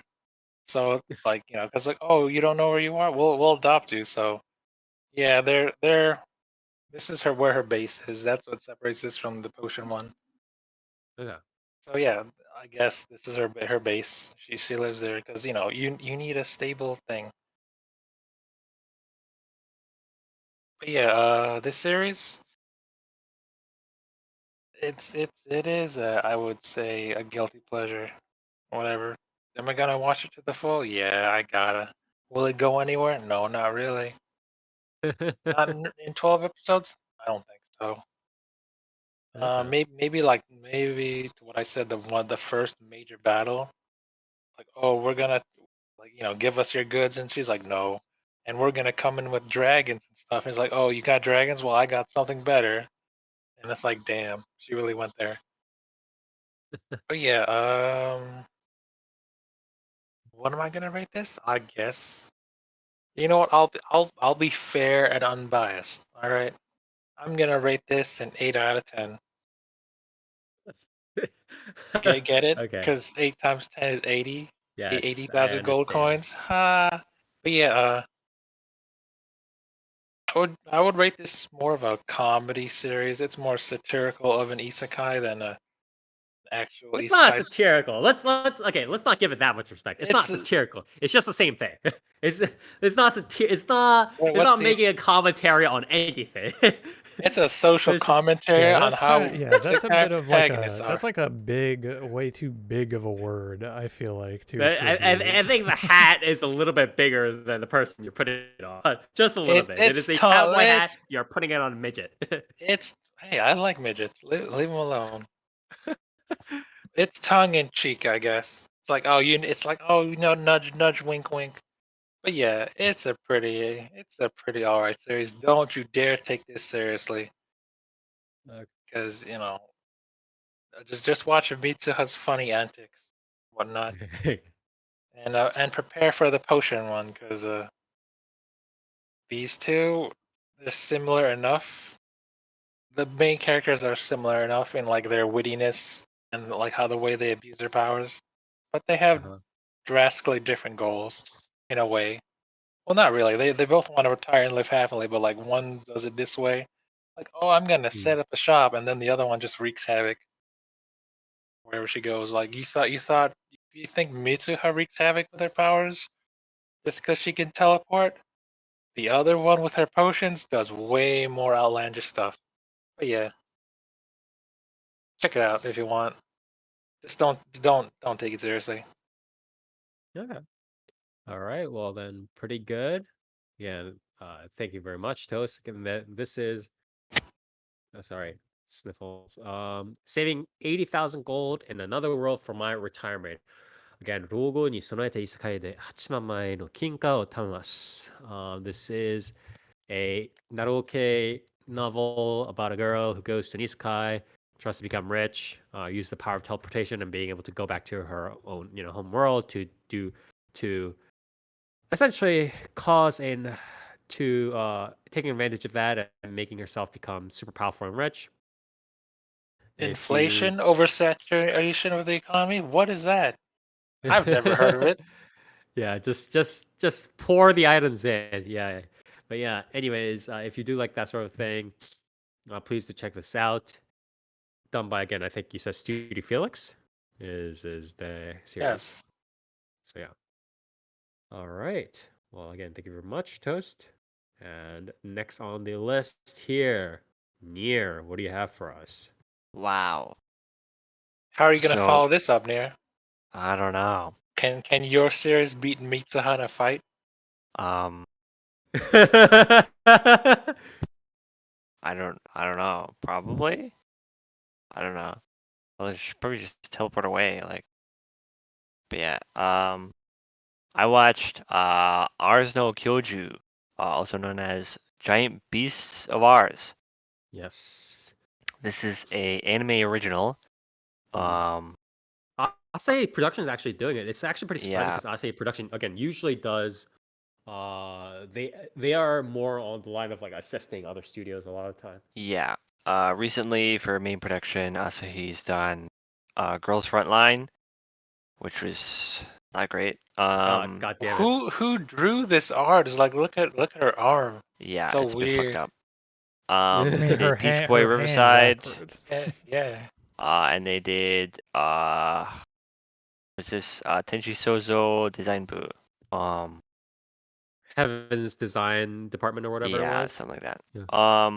But yeah, again, anime original. This is written, and I guess created by the creator of Gakko Gurashi, which I found a bit odd. You know what's that's weird. But you know what? Also, this poster art reminds me of Legend of Heroes. You know what I mean? Like kind of like vibes for some reason. I don't know why. But I yeah, it's guess It looks like some weird Final Fantasy knockoff. yeah. yeah. It is a sort of knockoff. Yeah, it is very derivative of other series in my opinion. But yeah, I'll give the basic. I'll just read the synopsis here. Great beasts created land, but humans stole it. Angered, the beasts began eating humans, who in turn called upon the gods to fight the beasts. In the age of the sword, heroes in mythology, giant beasts are hunted by humans for profit. Juro, who makes his living hunting beasts, encounters Kumi, who is being chased by someone, and in that moment decides to save her.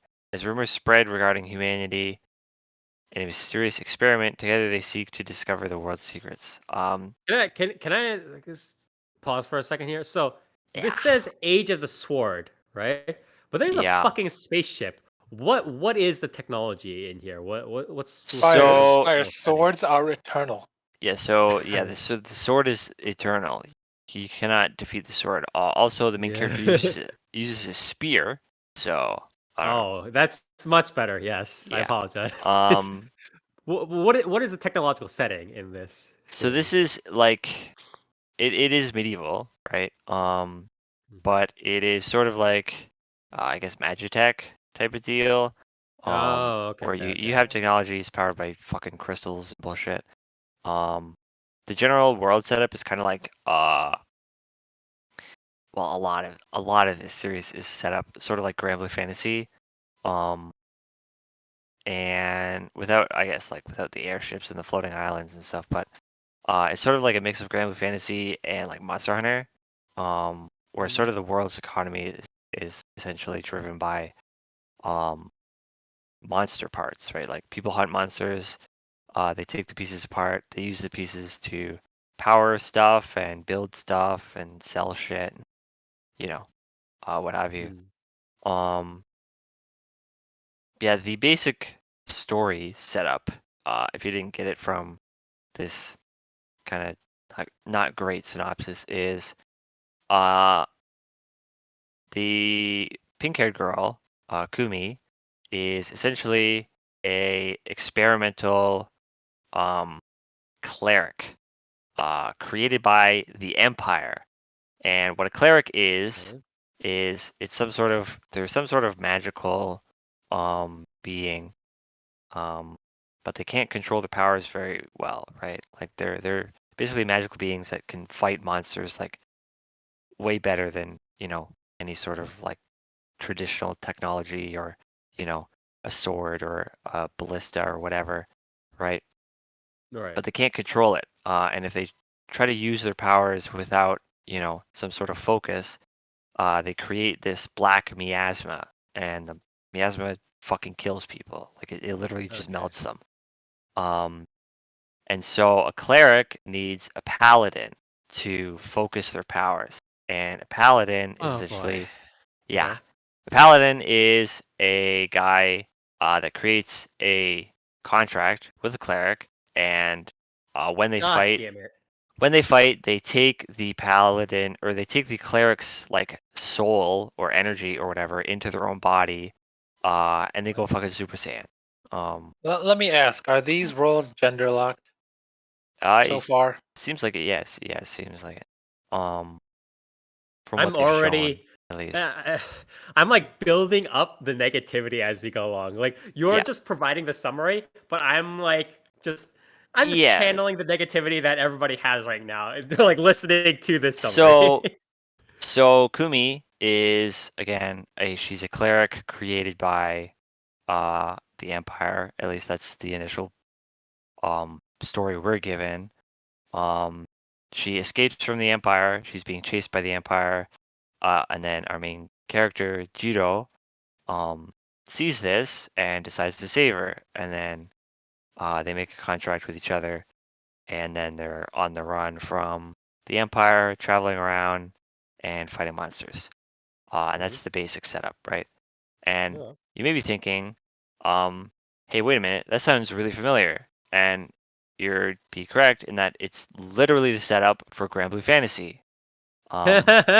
Pretty much exactly. Um, Also, part of why I was just not happy with yeah, earlier on. yeah. So One of the main reasons. honestly, like I could literally just say that this show is straight up Grand Blue Fantasy with the tone of Rage of Bahamut. And I Yeah. could literally just leave it at that, and like you could take that as you will, whether you want to watch it or not. My Personally, question also is like this since this comes so close, it's almost like again, it's like Cabaneri to Attack on Titan kind of levels. yeah, yeah, Why? I'm almost surprised that this was allowed in the first place. You know what I mean? I'm just like, because it's one thing to be like, oh, again, something like Princess Principal and Spy Classroom, right? Where it's just like they're years apart and, they're kind of like not even that similar, but they kind of draw on the same themes and do whatever, right? That's like one thing. But this is very, it's yeah. I very mean, on the nose. Grand Blue's big, right? Like Grand Blue's a Yeah. ongoing IP, right? It's not exactly like obscure. Um, hmm And it's still running right now. yeah, yeah. I will say, not to throw shade or um stereotype, but some of the biggest producers on this series are Billy and NetEase. Just saying, I'm just saying. Um, but yeah, so personally, It's I think this simply an show's homage. this show's Yeah. not it's not bad. It's not a bad show. The characters are, I mean, they're not interesting, but like they're there's nothing really offensive about the show. Huh. It's not bad. It's not good really. Um, but again, like I think if you liked Rage of Bahamut, you could check this out and probably get a decent amount of entertainment. Um, uh, but there's really nothing like unique about this. You know what I mean? Like you Is have the it general traveling type stuff. is it mini arcs? Is it episodic? What is it? It seems to be semi-episodic. I mean, there's only 3 episodes right now. Mhm. The first 2 set up just the general premise of them being on the run from the Empire. And then the 3rd episode is sort of them doing helping out some people in like this weird like forest village. They're sort of Okay. like beast people, and they need help sort of fighting a monster, right? And then the Yes. episode is essentially them getting to know the people in the village. They fight a monster, and I think they get like a new party member, basically. So I think the initial episode is going to be sort of forming the main party, which is I assume the main people on the poster. And then after that, it's probably just going to be either continuing adventures or they're going to face off against the Empire. I will say the Empire stuff that they've shown is very not interesting. Okay. It's pretty standard stuff. You know, the Empire thinks they're super hot shit. They're looking to invade some neighboring country, which they're like saying is like barbarians or whatever. But then people within the Empire are like, that's a fucking bad idea because we're barely able to defend ourselves against the fucking monsters in our country. Right. And then the Emperor's like, I don't give a shit. And so there's like inner conflict within the Empire.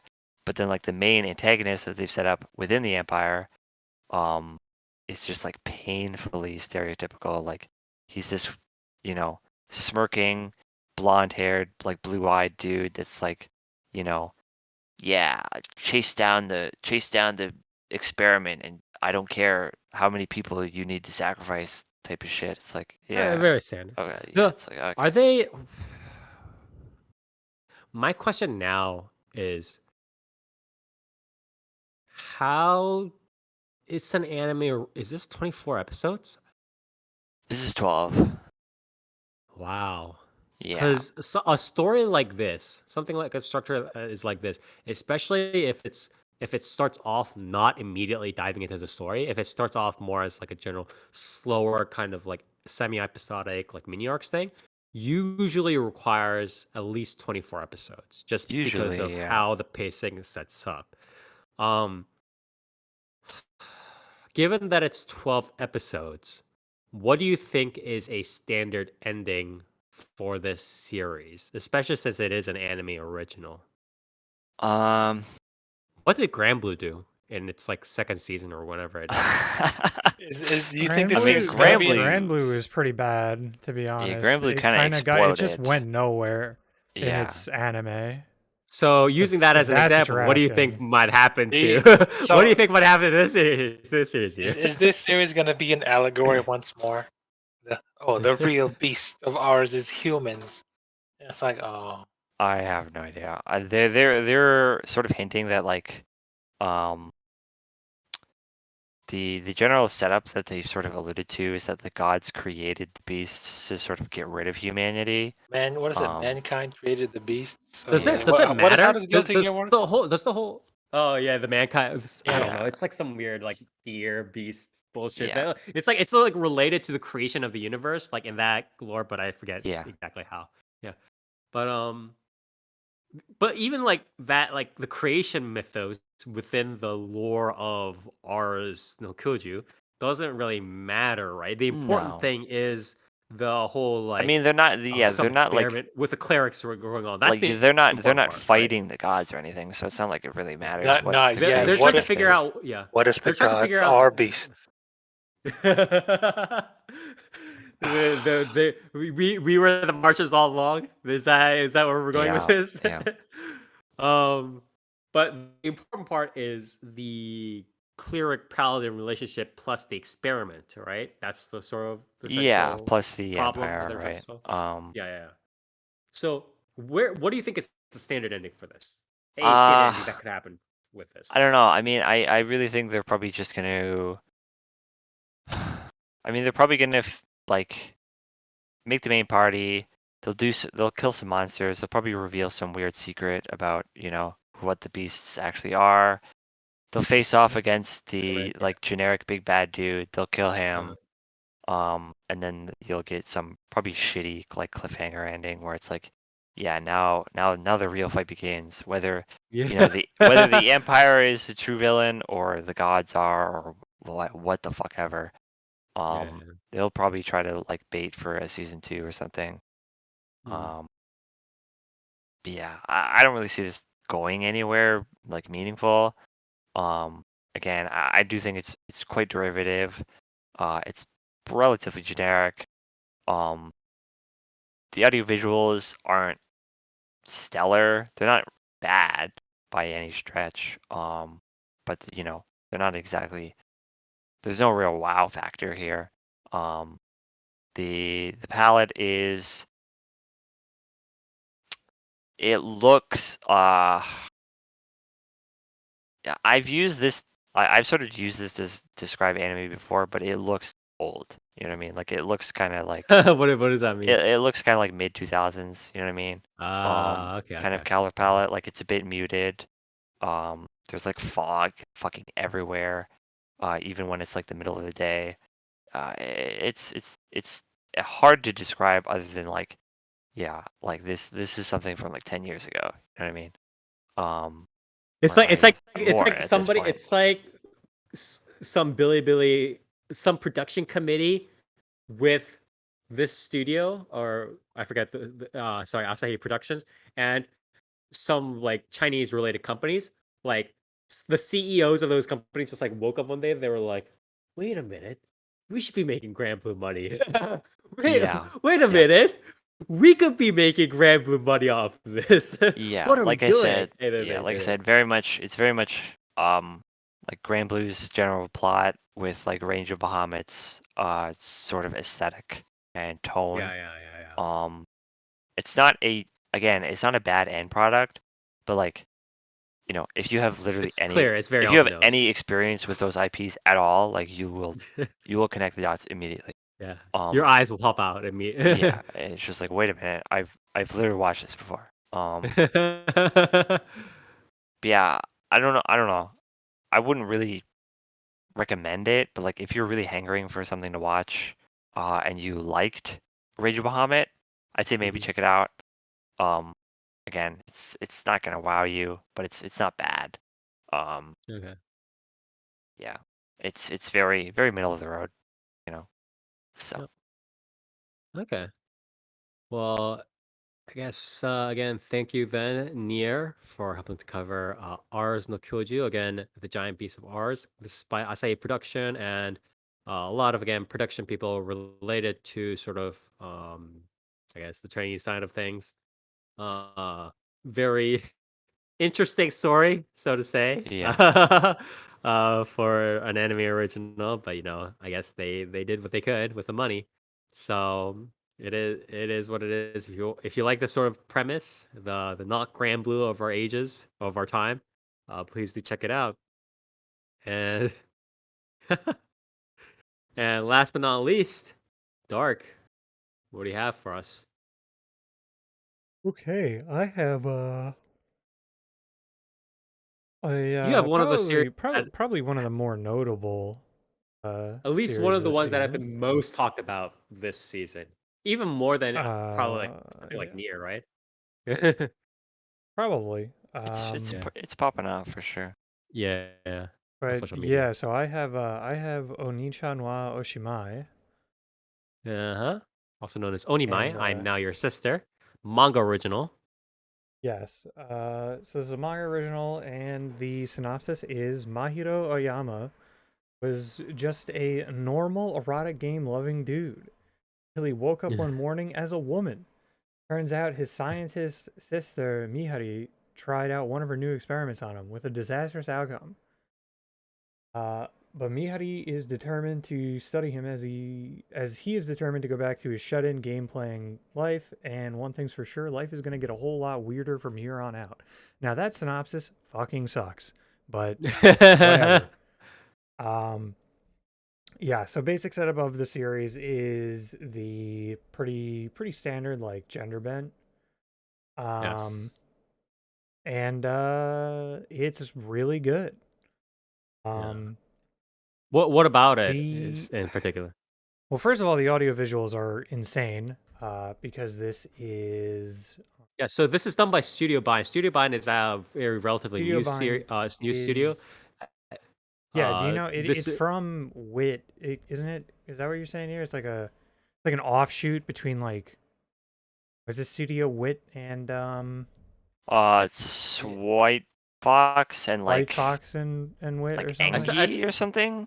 Oh, okay. Yes, yes. So essentially, what happened is like White Fox Engage, they did like an offshoot. They created Studio Bind. The first thing that they worked on again because White Fox does a lot of isekai stuff. The first thing that they really worked on was Mushoku Tensei, which is Yeah. again very famous isekai, one of the classics. This is sort of their second major series that they are heading. They are also helped with production by Egg Firm. Did a lot of stuff. Did helped with production side on Danmachi, Saiki Kuso, what is it? Sword Art Online Alternative and Alicization. So they have a lot of Yeah. experience of A doing lot like of bigger money. stuff. Yeah, a lot of money.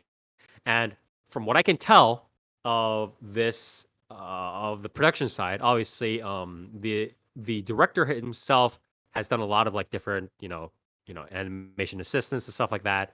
Fuji Shingo. Yeah, This is I believe his this is his directorial debut, yes. which is And the kind funny of thing is incredibly impressive.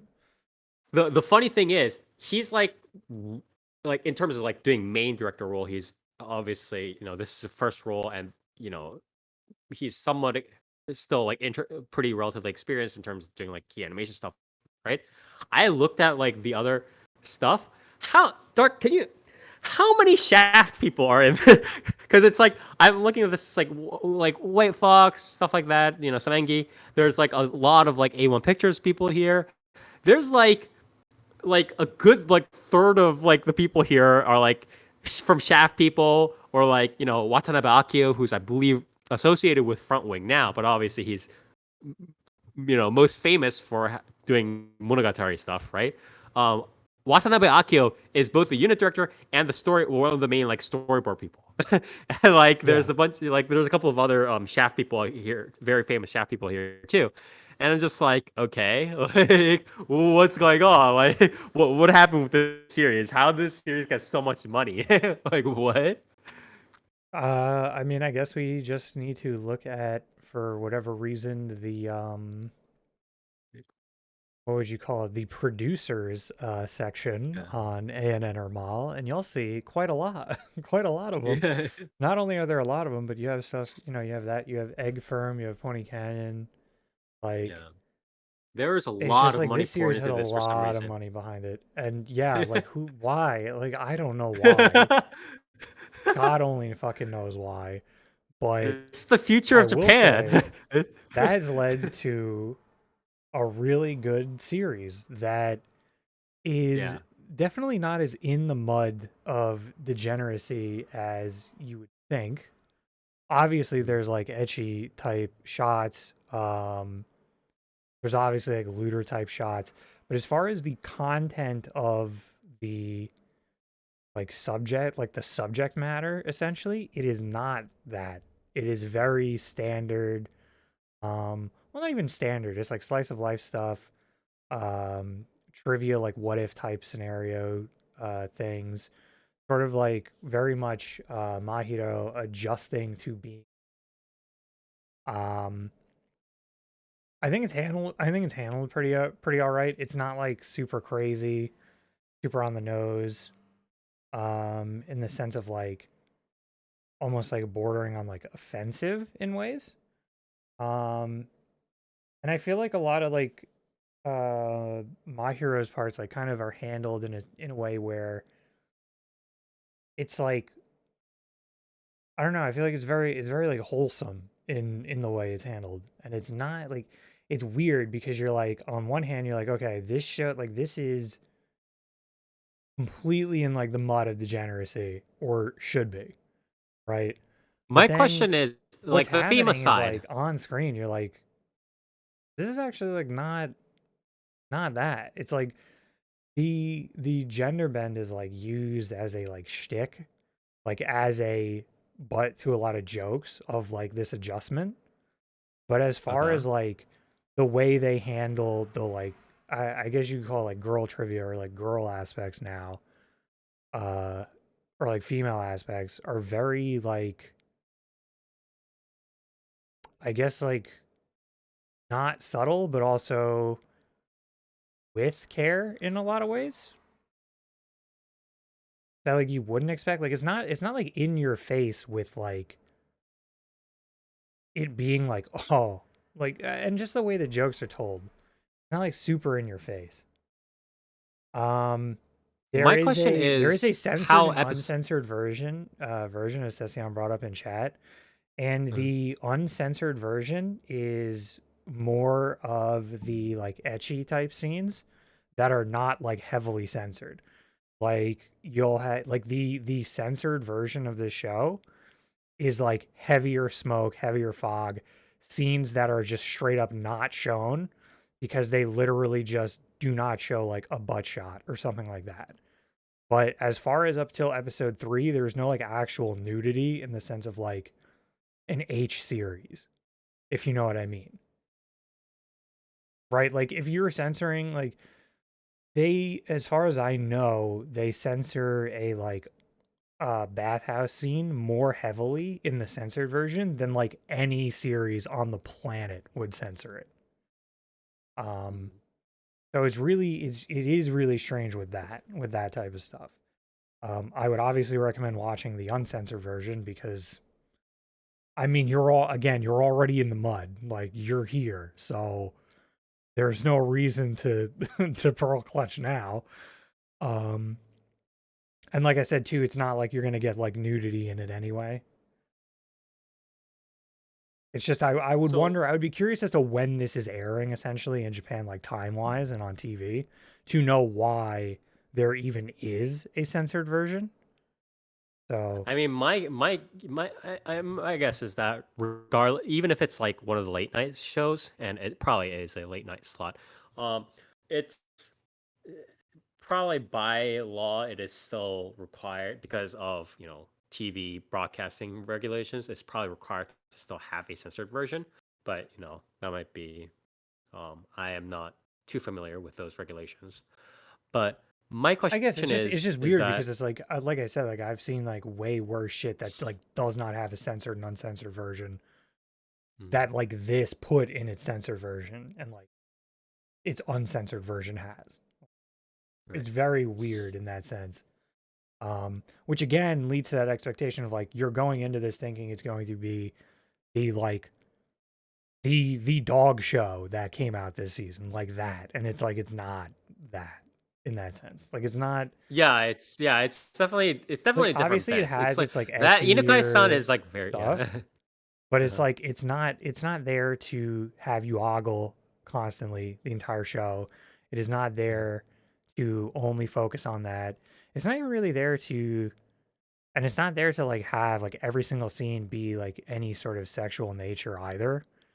Like there are a few so far, but realistically that's kind of it at this point. Um Mhm.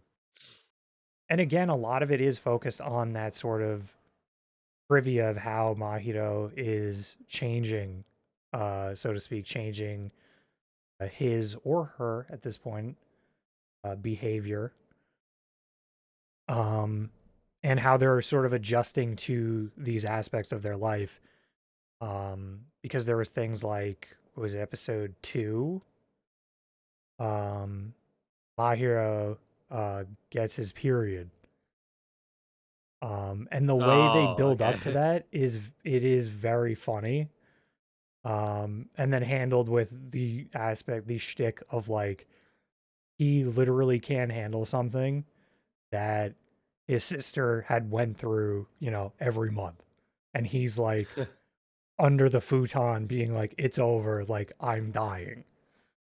Um, Oh, okay. That's like actually a this is pretty the cool way end. of doing it, to be honest.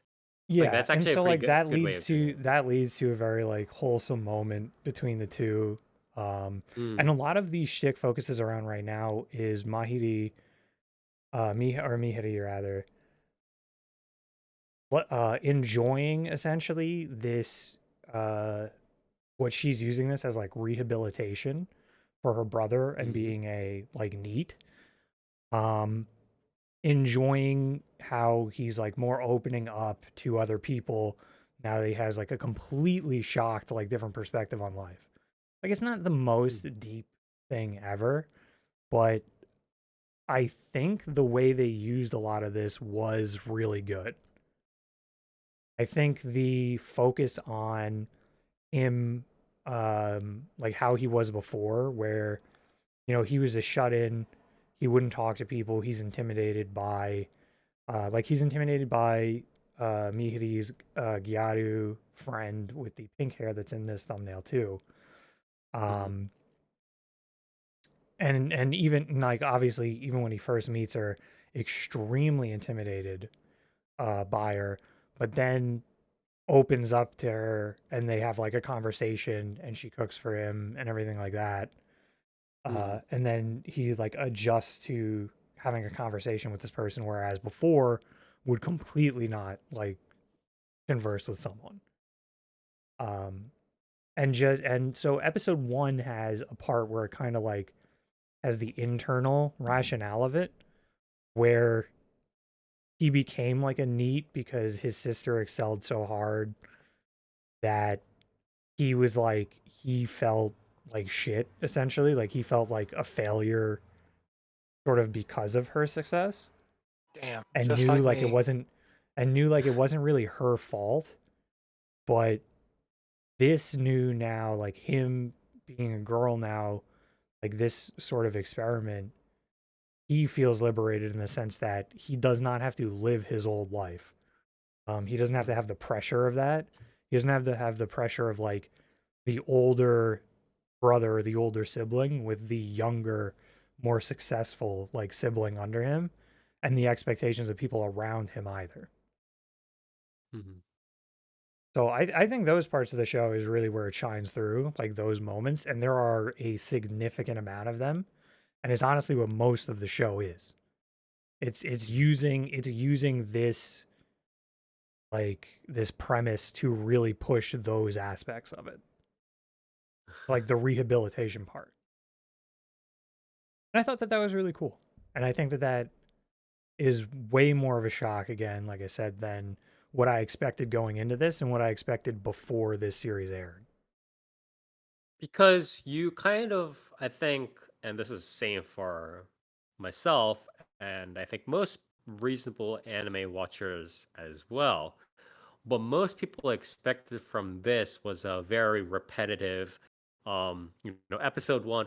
Oh, I'm a girl. It's like, ooh, like, oh, this happened. Like, this is what a girl goes through. Oh no, I'm embarrassed. Like, I have to do this as a girl. And then that's like sort of the comedy shtick, right? And it kind of resolves in some sort of like embarrassing slash funny way. And then episode 2, oh no, I'm a girl, but I have to go to, into the locker room. Oh no. And then episode 3. So it's a little bit, from what you're telling me, it's a little bit more introspective, and it focuses a little bit more on how the the main character, deals with being a girl in general. And it's not really like being the girl and then being embarrassed that he's a girl is not really the focal comedy shtick of the Yeah, series. the like obviously it uses some of those parts. Yeah, It it uses does those use like it. to sort of lead into it as well. Yeah. But it usually like kind of hits one thing and then kind of moves on.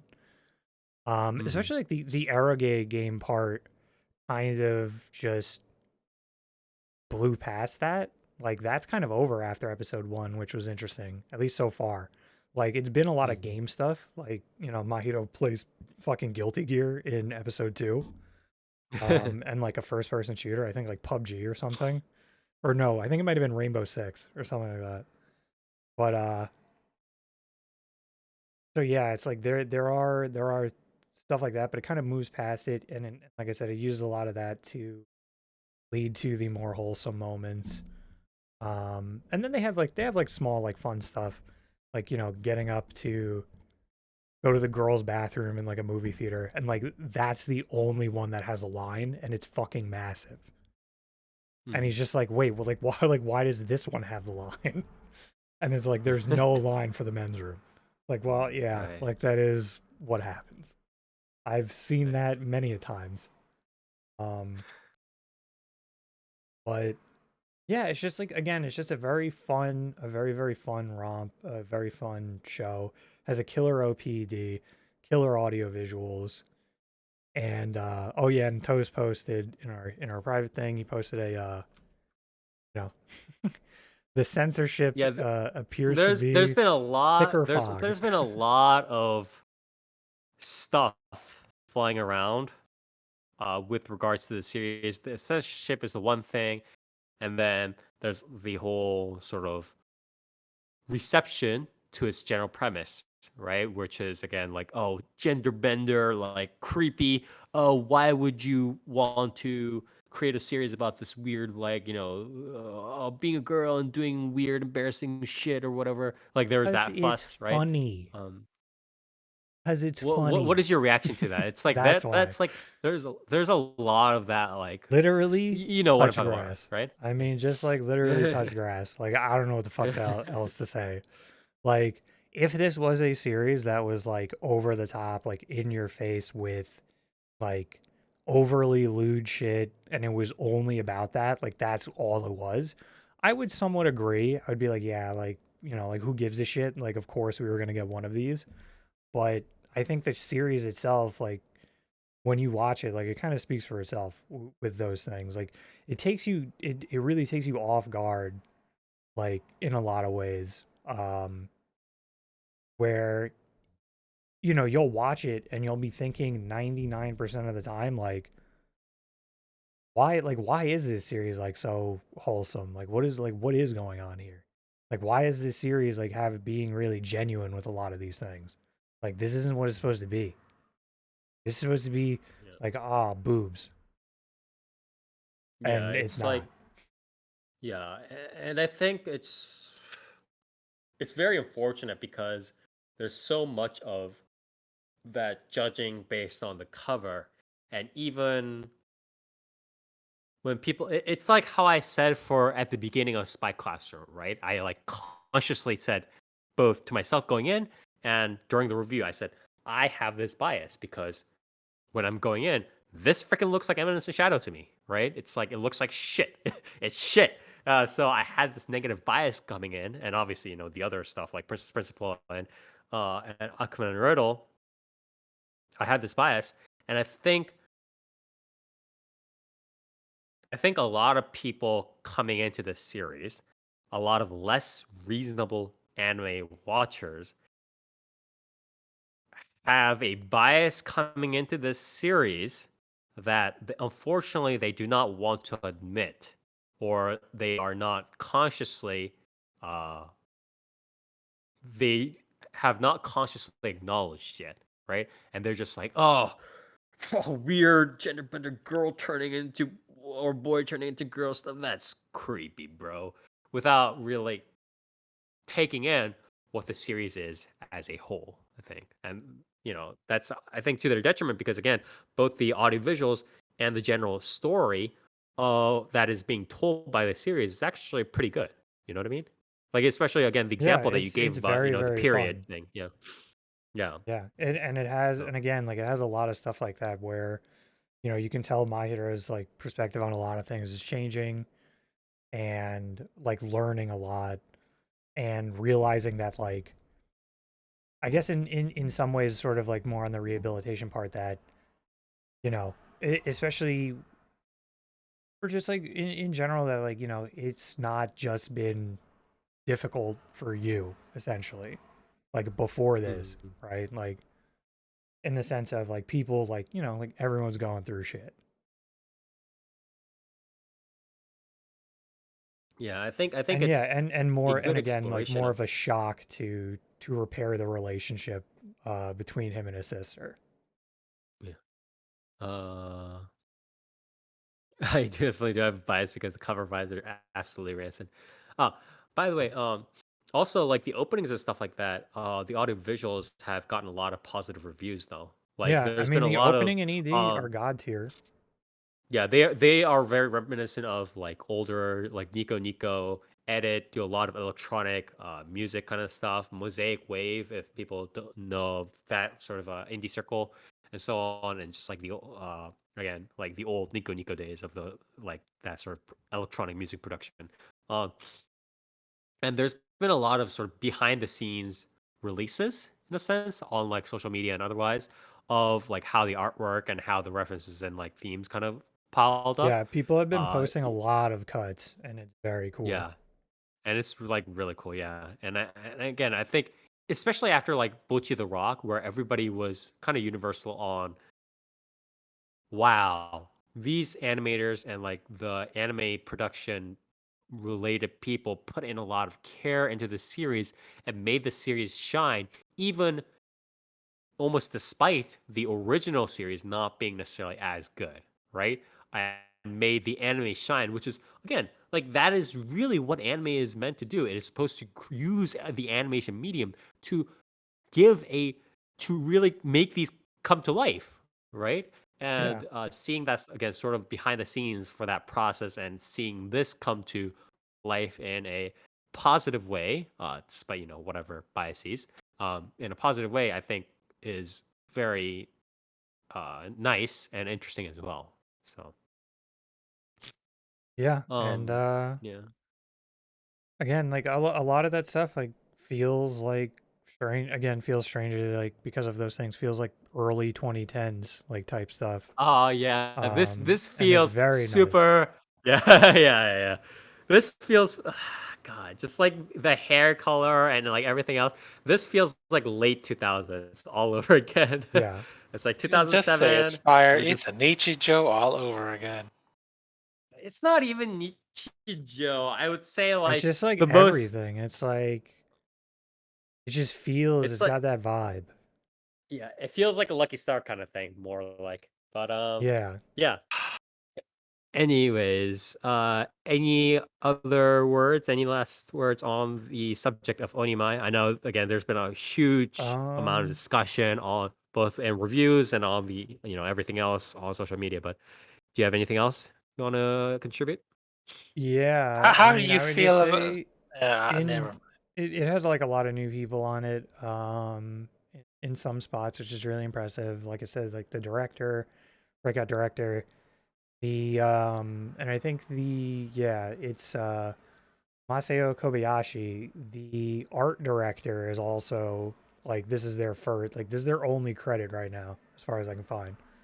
So I just think in general, everyone on the project's doing a pretty amazing job.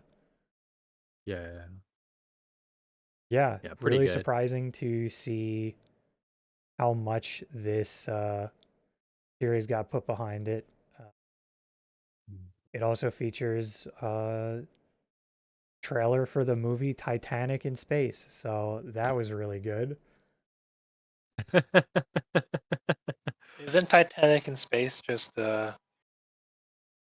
space pirate? What's his name? What? What? What? Wait, were you asking? Were you actually like asking me a question, or what's going on? What?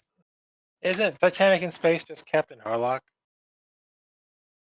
I don't think so.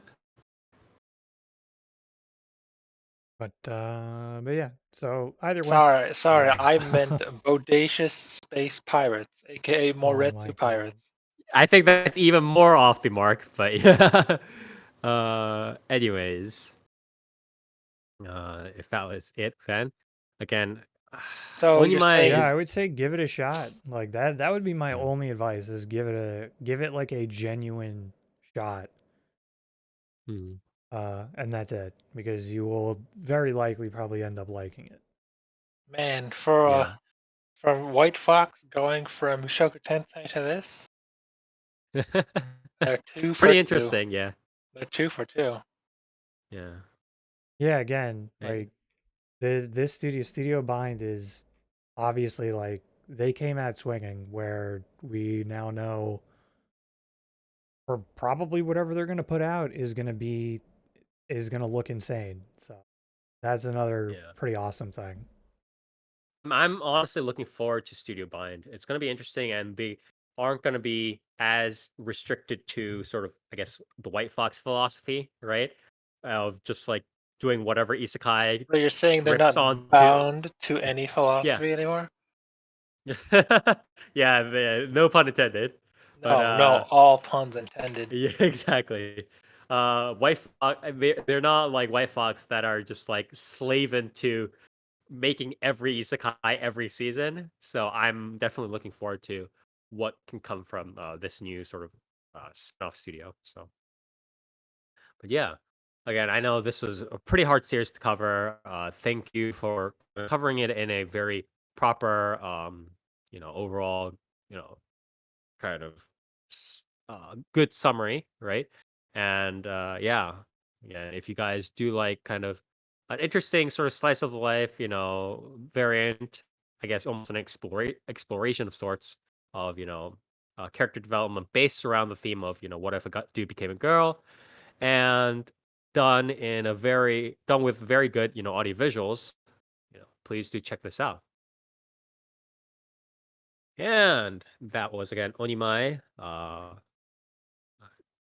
And what is it? What it's the Oniichan wa Oshimai. Onimai, I'm now your sister. Yes, sorry.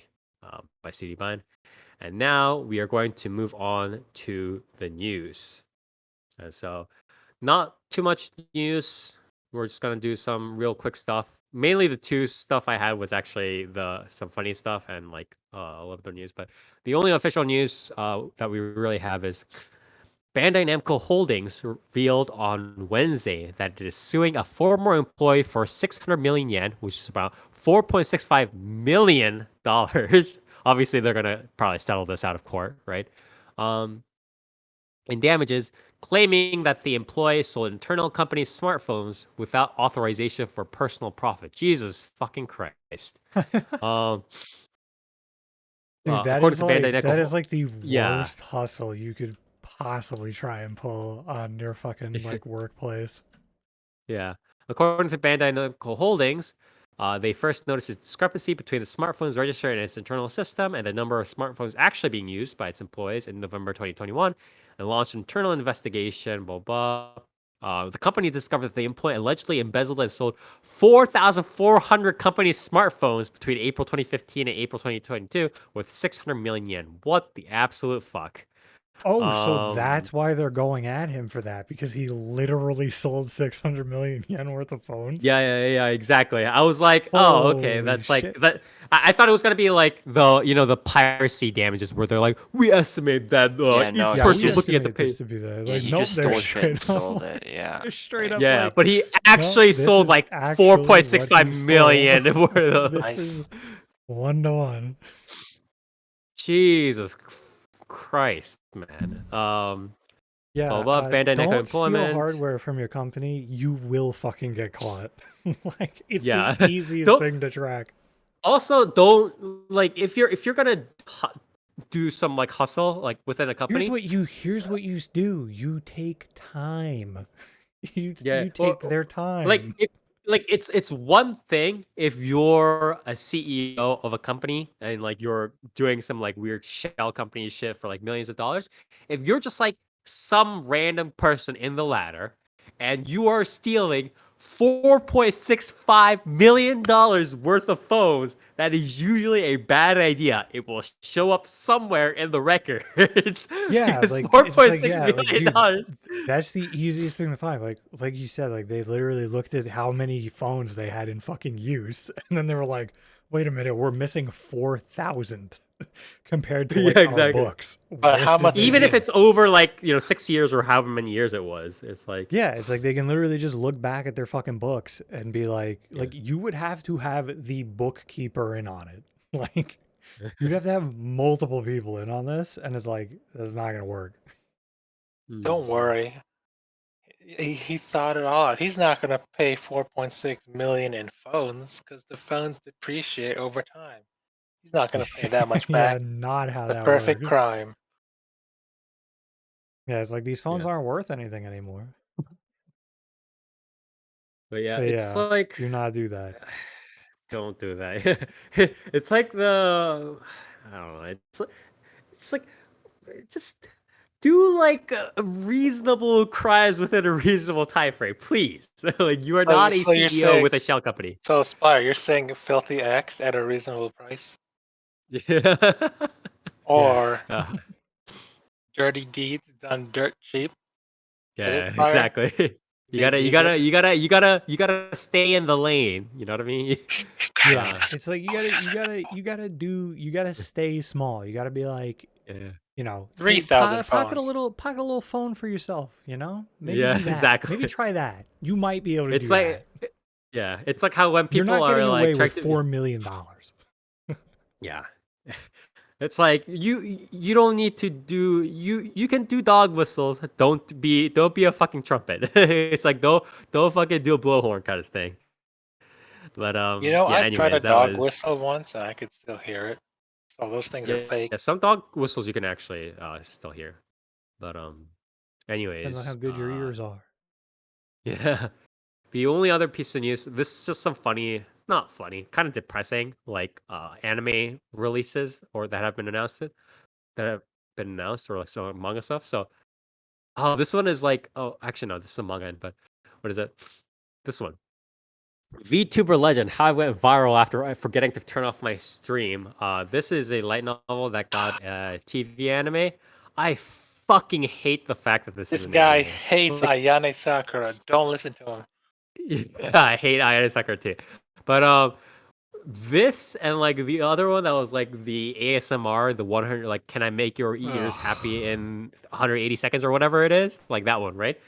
That one and this one are like the bane of my existence. It pains me to know that these series exist in this world and people are paying good money to have this produced as an anime because they have literally gone out and done the marketing and convinced old people at the production staff, yeah, bro, VTubers and ASMR are the new hottest things, so we might as well make a shitty anime around them. What's wrong? But Just Spire, I'm they also so you're throwing it out there. ASMR of any kind is more degenerate than Onimai. I'm gonna die on that hill. yeah. so Spire, which one is worse, Just a this or quick Virtual example. Sun? Hmm. What? Which one is worse, this or Virtual Sun wa Miteru? Virtual Sun is like Virtual Sun is honestly just like almost like a reality show in a sense. It's not a reality show, but it's almost like a reality show and it's like just It was collecting like a people. bunch Yeah. of 4 comas involving the This is VTubers. like yeah, this is like one of those I almost want to say this series is worse than those like idol anime that no like the idol anime that are like it's so hard to be an idol. There's so many struggles and so much drama and like people are just telling me to quit and I don't know. It's like it's worse even than those series. Like that those anime series. Because this shit is like just trying to it is trying to hop on the coattails of the VTuber trend so hard that like it's just indescribable. I can't even begin to muster the amount of disgust I have for the creator of this series and for the editor and the producers that are related and try to promote this and got it successfully localized as an anime. I have no words. It is just like no, stop it, stop it, stop it, stop it. Well, unlike Yeah. Spire, I'm looking forward to Ayane Sakura being drunk and doing things on camera, I guess. And also, Yeah. I like, unlike Spire, I like VTubers. I support the VTuber takeover of the world, No. even though she's not a VTuber herself. Not yet. I mean, she's probably gonna make some content as a quote unquote the pretend VTuber on YouTube somewhere. It's gonna be stupid. I hate it. Didn't she already do Anyways, that? That's for promotional oh, she probably purposes. did do that. Yeah. She probably did do that as like viral marketing or some shit. But anyways, that is all of the news for today. That was depressing. And now we are coming to shoutouts and callouts. Shout outs, call outs. Everybody here gets one shout out and one call out each. Shout out is something that you want to praise. 5 out of 5. Any one person plays a thing. Call out is something that you want to install. 0 out of 5. Any one person plays a thing, and we go over to Near. Shout out, call out, please.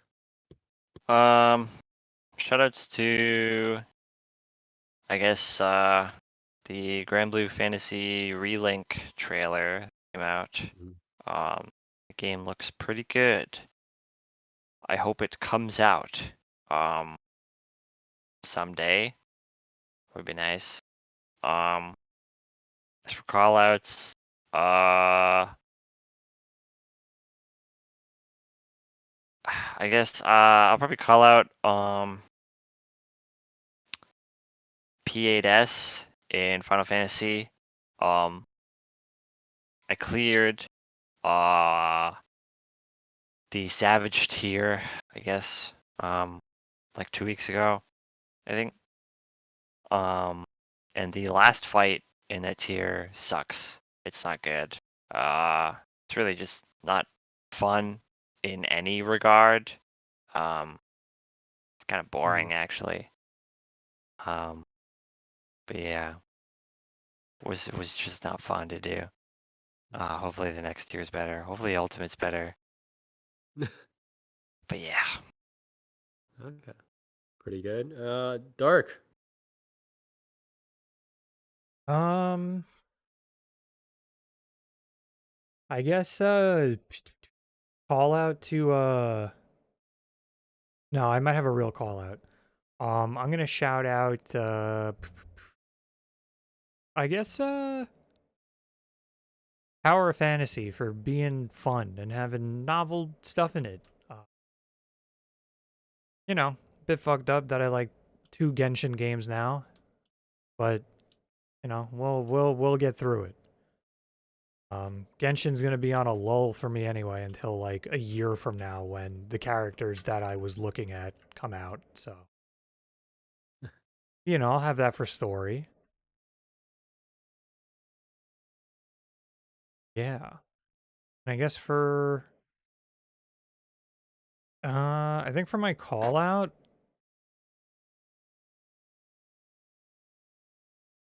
I mean, it's a bit of a weird call out, but like,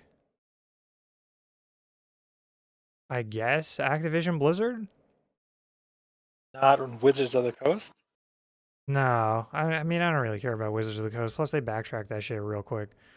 No, I'm gonna call out Activision Blizzard because like, they're fucking. I don't know if you guys saw, but in China on the 23rd, you just can't play World of Warcraft anymore, and your character might get deleted. What? Yeah, Nice. so their deal fell through with NetEase because they were looking for another partner to like publish and host everything in China, and they didn't find one. And then NetEase was like, "Okay, bye, I guess." And they like smashed the orc statue and everything. Like they have their social media posted a video of them like burning the Blizzard like orc statue to dust. And that's a big statue. Like that's the big one, like the huge one. Yeah, them taking like sledgehammers to it. Because what Blizzard tried to do was they tried to do all that shit, say that they had like someone else lined up, then they didn't actually get anyone else lined up, and then they went back to NetEase and were like, "Hey, can we extend our thing by 6 months?" And NetEase was like, "No, like you're like, why would we do this when in 6 months we're gonna have to lose employees anyway, and this is a dead end for us to continue working with you." And so, since they didn't reach an agreement to extend anything with like, a what would you call that? Like a more exorbitant contract, like 6 months, but they're paying like 3 years worth of fucking pay or whatever of a deal or something like that. Like Blizzard literally wanted to give them like just 6 more months on their deal, which is fucking stupid for like NetEase to take. Like that makes 0 sense for them to do that. And yeah, because of that, people had to download their characters. But apparently, I Wait, what do forget you what mean it by was. It was like the download their tool. characters? So there was like a special tool you had to use to like literally download your character. like download the data Okay. for it. And if I'm remembering correctly, it was like the tool was hastily like had to be hastily thrown together by NetEase or something. And like that tool then What? like broke and their servers What? went down. And then and so you only had, I think, like a What? day to do it or something, Okay. instead of like a full week. Um, and so like that was really bad. And now WoW is just, as far as the 23rd goes, I think once tomorrow rolls around or starting actually right now or something, WoW is just like not available in China. I think it's like I think you can VPN and you could have transferred or something to global thing or play like with Taiwan, but obviously that is not going to lead to very many good things. Hmm. And yeah, there's just like no Chinese World of Warcraft right now. Okay. Which apparently like Blizzard definitely fudged the numbers because they said that was only 3% of their like total revenue was China, and it's like there's no That fucking is way. no There's way that is no true. fucking way. Only 3% of your total revenue is China. Also, the other thing to take into account then is like, okay, so even if World of Warcraft's total revenue, only 3% came from China, which is definitely horseshit. But even if Hmm. we were to say that, World of Warcraft being in China was literally the only reason why you didn't lose hundreds of millions of dollars on like the World of Warcraft movie. Hmm. Like that shit without China would have been fucking dead in the water. They went to see it because like World of Warcraft is fucking huge in China. Like it's massive. Like Right. Do so you guys not have phones? That's the same yeah. company. That's the same. Yeah, that is the same. That is the same. What's it called too? So that's interesting as well. Diablo Immortal was with NetEase, is with NetEase. Hmm. So going to be really interesting to see what happens to that game too. Now, granted, I don't blame Blizzard if NetEase was the reason why Diablo Immortal's monetization was the way it is, which wouldn't surprise me at all. I kind of do fully support them fucking deleting them, like getting rid of them, but needed to have something a little bit better in place than this because this is fucking crazy. Hmm.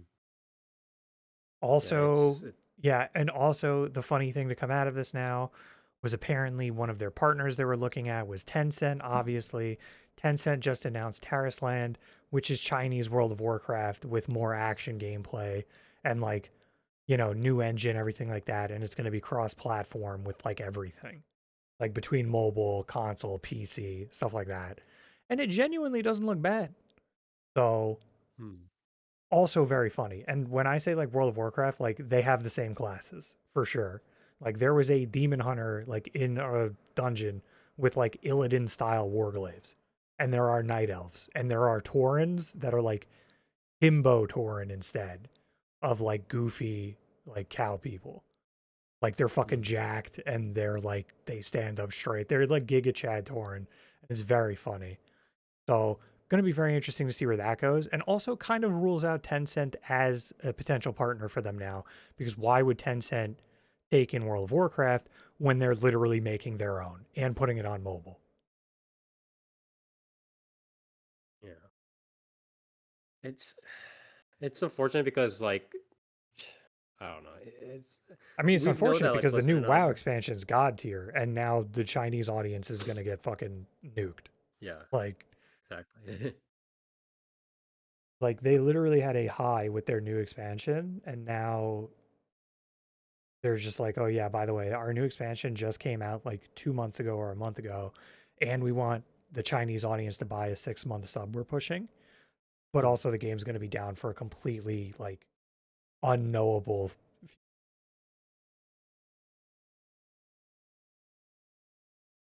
Oh yeah, Like and just to wrap that up, yeah. also it's breaking habit formation. So it's like these people who were playing World of Warcraft, if it's not Hmm. up by the time another game sweeps them up, they're done. Yeah, pretty much. Like they're never gonna come back. And like World of Warcraft is kind of like it's not exactly in a monopoly like situation as is. So No, and especially not in fucking China. Like with what yeah, a Chinese exactly. audience puts up with in so much as monetization and like, you know, what would you call it? Like the recurring shit to keep playing the game. Yeah, exactly. Like WoW, even at its worst, is like barely what gacha games and shit are pushing. So Yeah. Oh. All right. So you. Oh yeah. Sorry. You already did your yeah, shout that out. was So on my shout out was to, ironically, Chinese gacha game. yeah. Anyways, thank you, Dark, for your shout out call out. Toast. My shout out is going to be to Hoshimachi Suisei. Yeah, for being the what is it? For being the Being what? shining star that shoots up the night. Ha ha ha ha. She's now trailblazing her way through the mainstream media spire. VTubers are real. A real music artist now. You can't deny it. She was on First Take. That is a very Who iffy who statement to make. who else but Suisei could be on First Take and not look like a complete fool? I mean, nobody, but it's not like Suisei was. Never mind. You want to bring it Um, up? Let's fight. Let's go. Let's bring it up. what's your call out? Let's cover that I first. caught. I don't know. But I'm not done with my shout out yet, Spire. Don't you Okay, know how hard it is do. to be on First Take?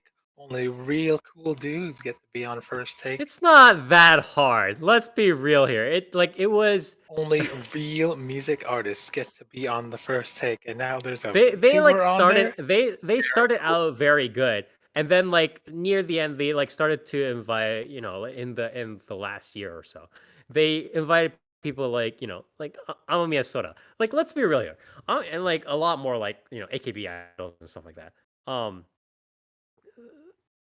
I What's wrong with appreciate Amamiya Sora, Spire?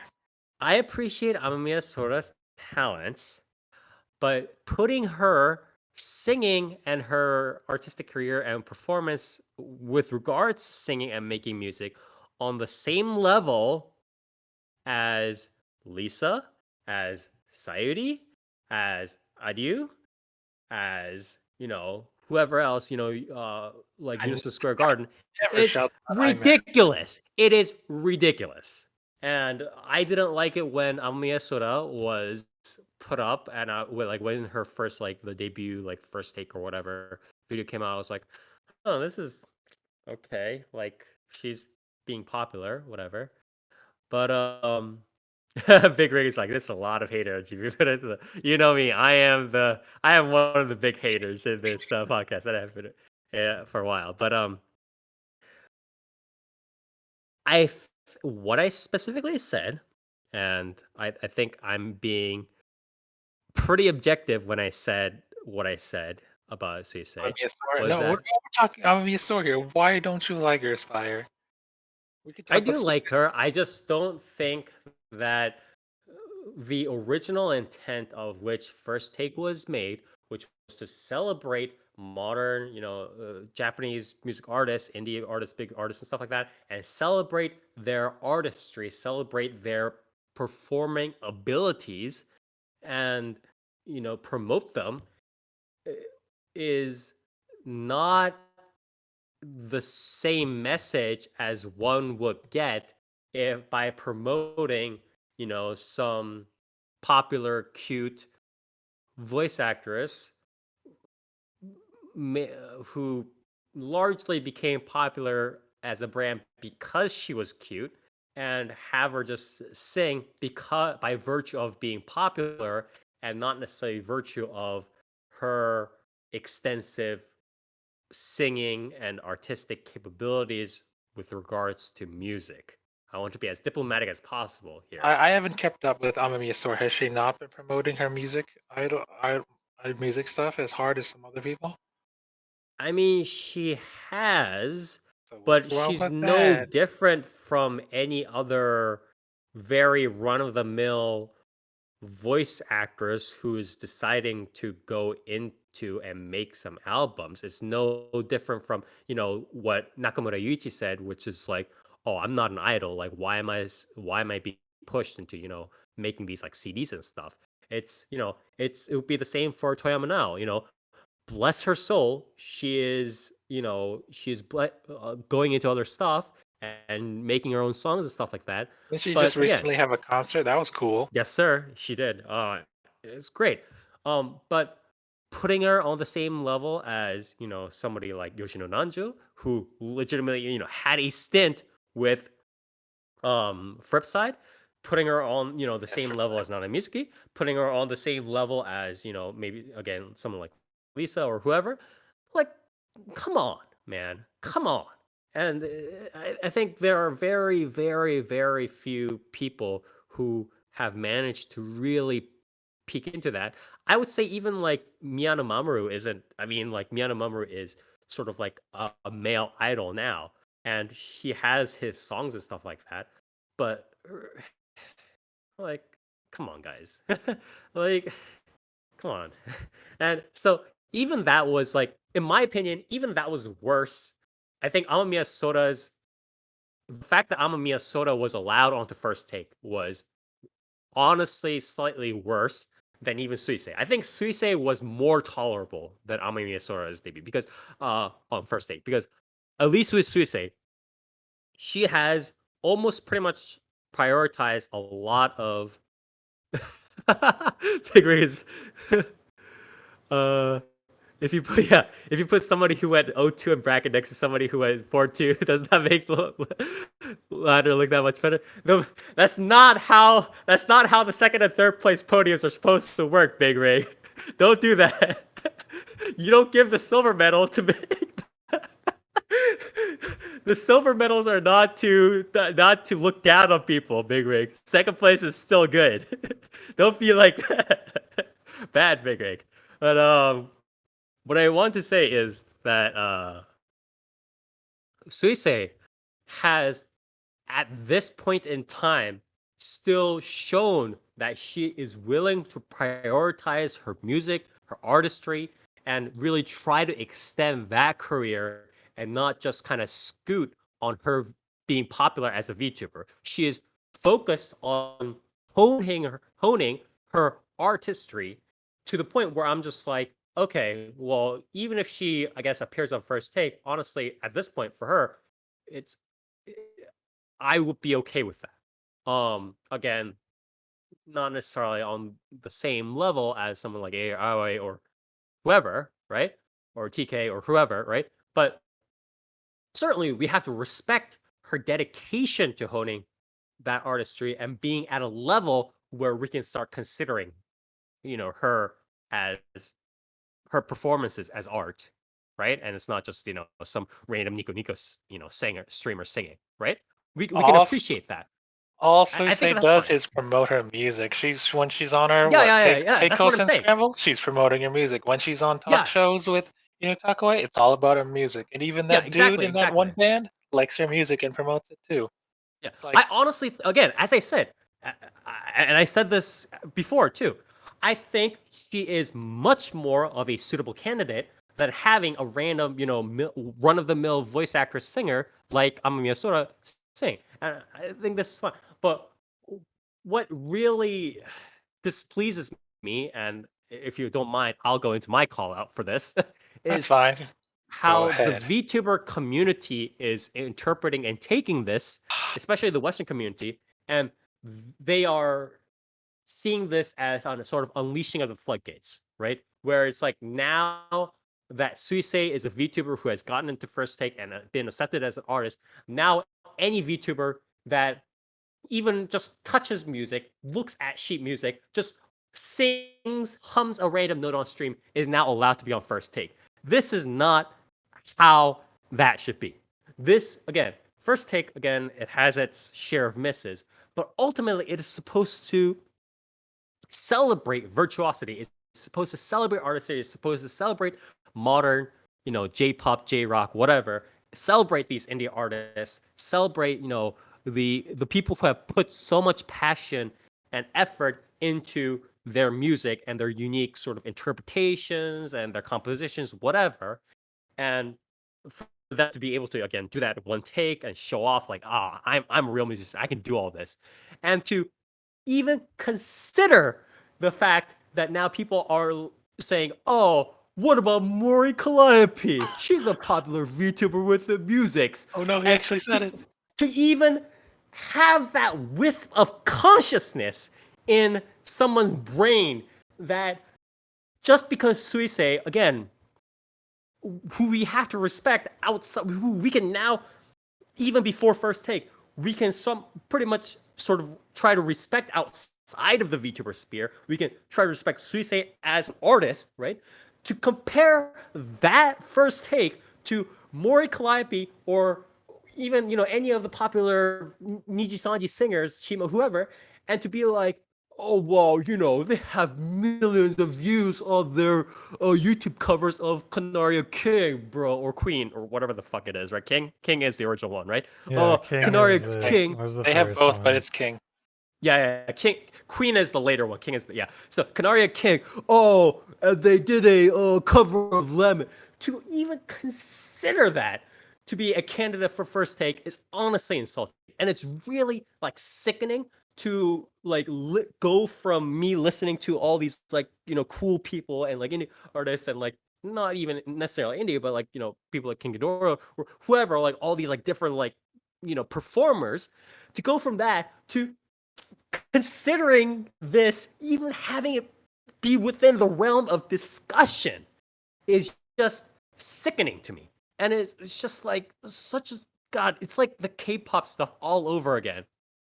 And it's just it's like how K-pop people and I won't say bless their souls because I want them to go to hell, but these K-pop people, whenever somebody like puts up a video of a K-pop idol singing like a couple of high notes or like doing like some like semi twerking or whatever, they're immediately like, "Wow, that is I stand that so hard. Oh my god, like how they are such queens. They are the I don't know, best singers man. in the I think entire the theory universe." that like that one K-pop fucking guy is actually Princess Diana is probably a little bit Yeah. worse. That's probably a little bit more unhinged. But You that's know, just you me. know the popular theory that Suisei is also Otto? That's a spicy one. That is Yeah, that's not don't even. true. That's spicy. What kind of theory is but that? It's just like They this kind of person sound alike, who's I guess. That's about yeah, it. and then You like mean they one is both like use has like more they actually mastery. sing beyond a hoot? Yeah, Yeah, I they mean both sing beyond a hoot. one has like just objectively more mastery. Granted, I still think Suisei is really really good. And also just like again, why would that ever be a thing that would even happen? Like Otto's just like, yeah, you know what? I'm gonna be less popular is what I think I should do right now. That's what I'm thinking. I'm gonna cut less deals and make less money and be less popular. Just as a But side yeah, thing. yeah, just it's like with Kanan, right? And Noel. It's like you gotta make that extra VTuber money, bro. But but yeah, it was just finishing up the K-pop like sort of analogy. It's like how K-pop stands or fans or whoever, like regardless of the performance, and they could, the K-pop girl groups and boy groups could have great performances and great people or whatever, but these K-pop people are like, oh my god, Blackpink saying something that is literally the best piece of music I have ever heard in my life. They need to be on everywhere because they are better than the The Beatles and Michael Jackson combined. reincarnation of Yeah, Aretha Franklin? exactly. I'm Yeah, thinking, yeah. exactly. And it's the same thing happening all over again with these fucking Western VTuber pigs. And I emphasize the word pigs. And they are just like, oh, like, bro, more Calliope reaching a wider musical audience. I think she deserves to go first. Like, shut the fuck up. Shut your fucking Western, English speaking, mayo eating, motherfucking McDonald buying mouth up. I hate you. Go away. And I it's don't just I don't think Callie reaches a wider audience. I'm pretty sure Suisei outsells her on like all and has yeah, I mean, and her No, I mean Oricon she records are definitely better. does still not that overall. relevant. I mean the other thing is, but the problem is one is that like Mori fans are insufferable, and then two that like Mori still does have a lot of pull, especially in the West. Fair. Yeah, she does. Like keep in mind, like again, like there's a reason why Mori is memed on the way she's memed on too, where it's like, you know, if you have a like there are two paths you can go down as like someone who watches anime or just a big fucking nerd. And then you're like, yeah, I like rap music. And one of those paths has Mori in it. And it's a very dark path. And it's really easy for one of them to go down. And then the other one literally just doesn't have her in it and could have pretty much anything else in it. So But Spire, she has a Mori lot of pull in that Calliope case. has also musically focused just as much as Suisei. What's wrong with Yeah, that? she's also not as good though. But that's the other thing. I'm Is like that she's half a like second from focusing like on it, banging but my like head on this mic right now. Just like like I'm almost about to turn like my mic can I have a HyperX Quadcast, right?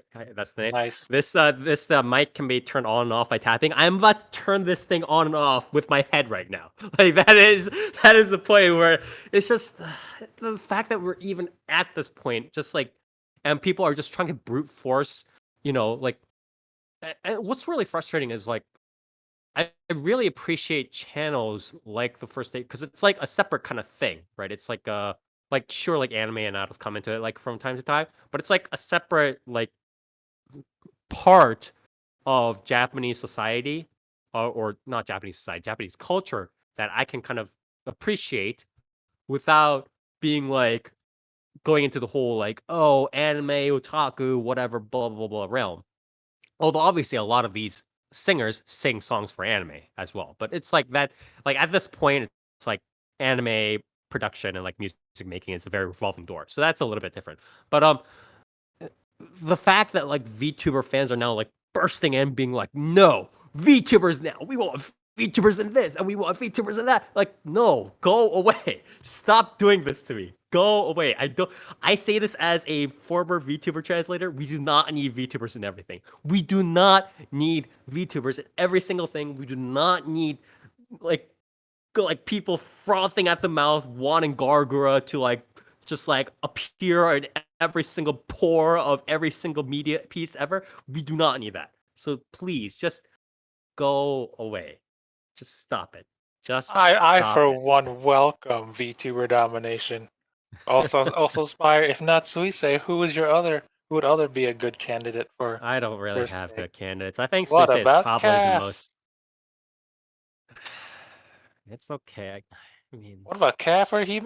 That's since you don't like Niji Sanji, that's my other picks. Or maybe someone the from Ride issue Music. is the wait, issues Calf we're isn't still Is talking Calf about. not a fucking like Vocaloid? She has a Vocaloid. Yeah, she has a Vocaloid. Oh, okay. The problem is, again, we are talking about this in a framework, in a paradigm, where we're saying Kath and Hime Hina because they are popular VTubers. Like, Suisei, even if she had 10,000 viewers or 5,000 viewers or one viewer or whatever, right? The sort of work that she does would still qualify her for the first take, in my opinion. But that's a very different paradigm than, oh, they work in music, they did some labels because they were popular. It's like we're not fucking talking Rebecca Black, right? Like this is You mean Avril Lavigne? Avril Lavigne. Like even like the worst part is just like even when people make like it's not like Avril like she has cheesy songs, but nobody's gonna be Take like that back. I love Avril Lavigne songs 20 years ago. yeah. I mean that's the thing is right. Like she is a child genius like singer. Like that's like the thing is like she's not just like a singer or like singer that like kind of became popular as a VTuber or like some like entertainment. Like she's not a Kardashian that became popular as like some sort of fucking designer or reality show star and then like trained singing. She is a like true blooded like singer that kind of makes songs that we think are cheesy now. But she was one of the people that kind of like helped define like an era almost. And to compare her artistry to fucking, again, I love these VTubers, bless their souls, but like to compare that to like Tsuki no Mito or like a Niji Sanji singer or whoever, it's just like so disingenuous. It's so depressing. It's just not even like it's almost not even worth wasting my breath on making that comparison. I'm running out of words in the English lexicon to describe how bad that comparison is. I think Noah could take on Avril Lavigne. Yeah, we need to see both of them on a first take, not just one or the other. We need to see both of them soon, just doing one take. Yeah. But yeah, that was my extended rant call. I I don't apologize for the. I don't know, man. Apparently, just Noel and Mori Calliope arm wrestled, and Mori Calliope beat her down. So Yeah, I mean, I hope they stick with just the arm wrestling. No. Yeah, it was because Uh, she fucking yelled the N-word in her face and really took her aback. Oh god. Anyways, that was my call out. My shout out is we'll get to Toast call out real quick after this, but my shout out is to I don't really have too much. But what was I gonna say? I feel like I had a shout out. No, I don't really have a shout out. Like after that rant, I'm just like energy is like wait, which is the negative energy? Yin is the negative energy, right? I always keep forgetting. Yin is the cold energy. Yeah. This is yeah, I have so much like yin energy in me right now. I can't even do a proper shout out. I Damn, apologize. Spire, don't you know Yin is feminine? Yeah. I mean, Are it's you a classic. Yeah. are you the Onimai? Yeah, I am. I am fully going around my one half right now. But anyways, that was my lack of shout out. Toast, quick call out, please. Watch check out Suisei's new concert, Shouting Crisis, on November January 28th. That's Call next out. week. Call it, Student, call it, call it. why does she Toast. always have student discount tickets? That's cool. Anyway, call out? Yes, Yeah. call out. I don't know. I'm pretty good. I feel pretty good after Spire's call out. Yeah, I think my call out was enough for the both of us. And Toast shout out is probably I'm enough for pretty me at good. this point. All I want to Yeah, do was to shill Suisei, and Spire did it for me, so good enough. I don't know. yeah. I guess I'll shout out Wizards of the Coast. Then Mhm. why not? They apparently Yeah. remember what? Apparently, I read their PR statements like, oh, what was it? We didn't lose. Was it? We didn't lose. We all won here. Or was it? There was no loser. We're all winners here. Something like that. They were trying to go back on their statement about the new OGL, but there's just gonna. This is just a temporary retreat. They're gonna go back and rework it again. It's definitely gonna come out. I mean, they're Mhm. gonna rework it, but I don't think they're gonna do. I don't They think can. they're gonna add in the shit of like, if your profit like not being able to have like a Patreon and stuff like that, right? It's like I think it's what they like put in there right all now is reasonable, existing but ones. It's like all existing OGLs will not change, but it's like only new ones. But it's like they're gonna well, do some mass yeah, release but stuff. You gotta peep it until this again, whole thing I is think done. that I think the things that'll change is more so like monetization on like Yeah, retail products, not which to me makes sense, but I don't foresee them actually changing like 25% of your imagination. That's a good quote from yeah, Wooly and the gang. yeah, that Anyways, OGL was really bad though. yeah. Yeah, don't. Yeah, stay away from Witch of the Coast and the Hasbro. Check out the alternates. I don't. Was it Paizo? Pathfinder? Check those out Yeah. instead.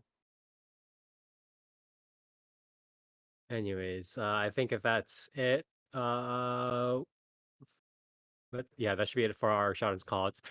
And so, with that, we are done with our second winter reviews for this season. We have 3 more episodes after this, and then the previews. So again, we're going to be able to, we should be able to cover most of the stuff that we want. We're going to be missing out on a couple, 1 or 2 stuff that were notable or were kind of shouted out on social media. We might be missing a couple of those. So if you do want us to cover 1 or more series, please do check us recommendations. We'll try to see if we can cover that.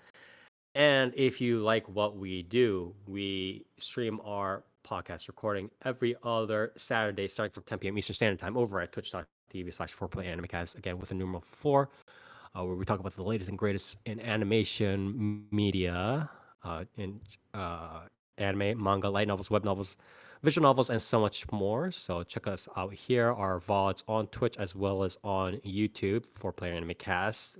Whichever format you desire, we're releasing bits and pieces, episode by episode. We have sections cut into individual series. We're planning on releasing more like highlights and clips and stuff like that as well. So you can check those out either on Twitch or YouTube. Updates and more information on our social media: Facebook, 4PlayerAnimecast, as well as on Twitter for handle at 4PP Animecast. Again, all with the number 4. So check us out here, check us out there, and as always, we'll see you next time.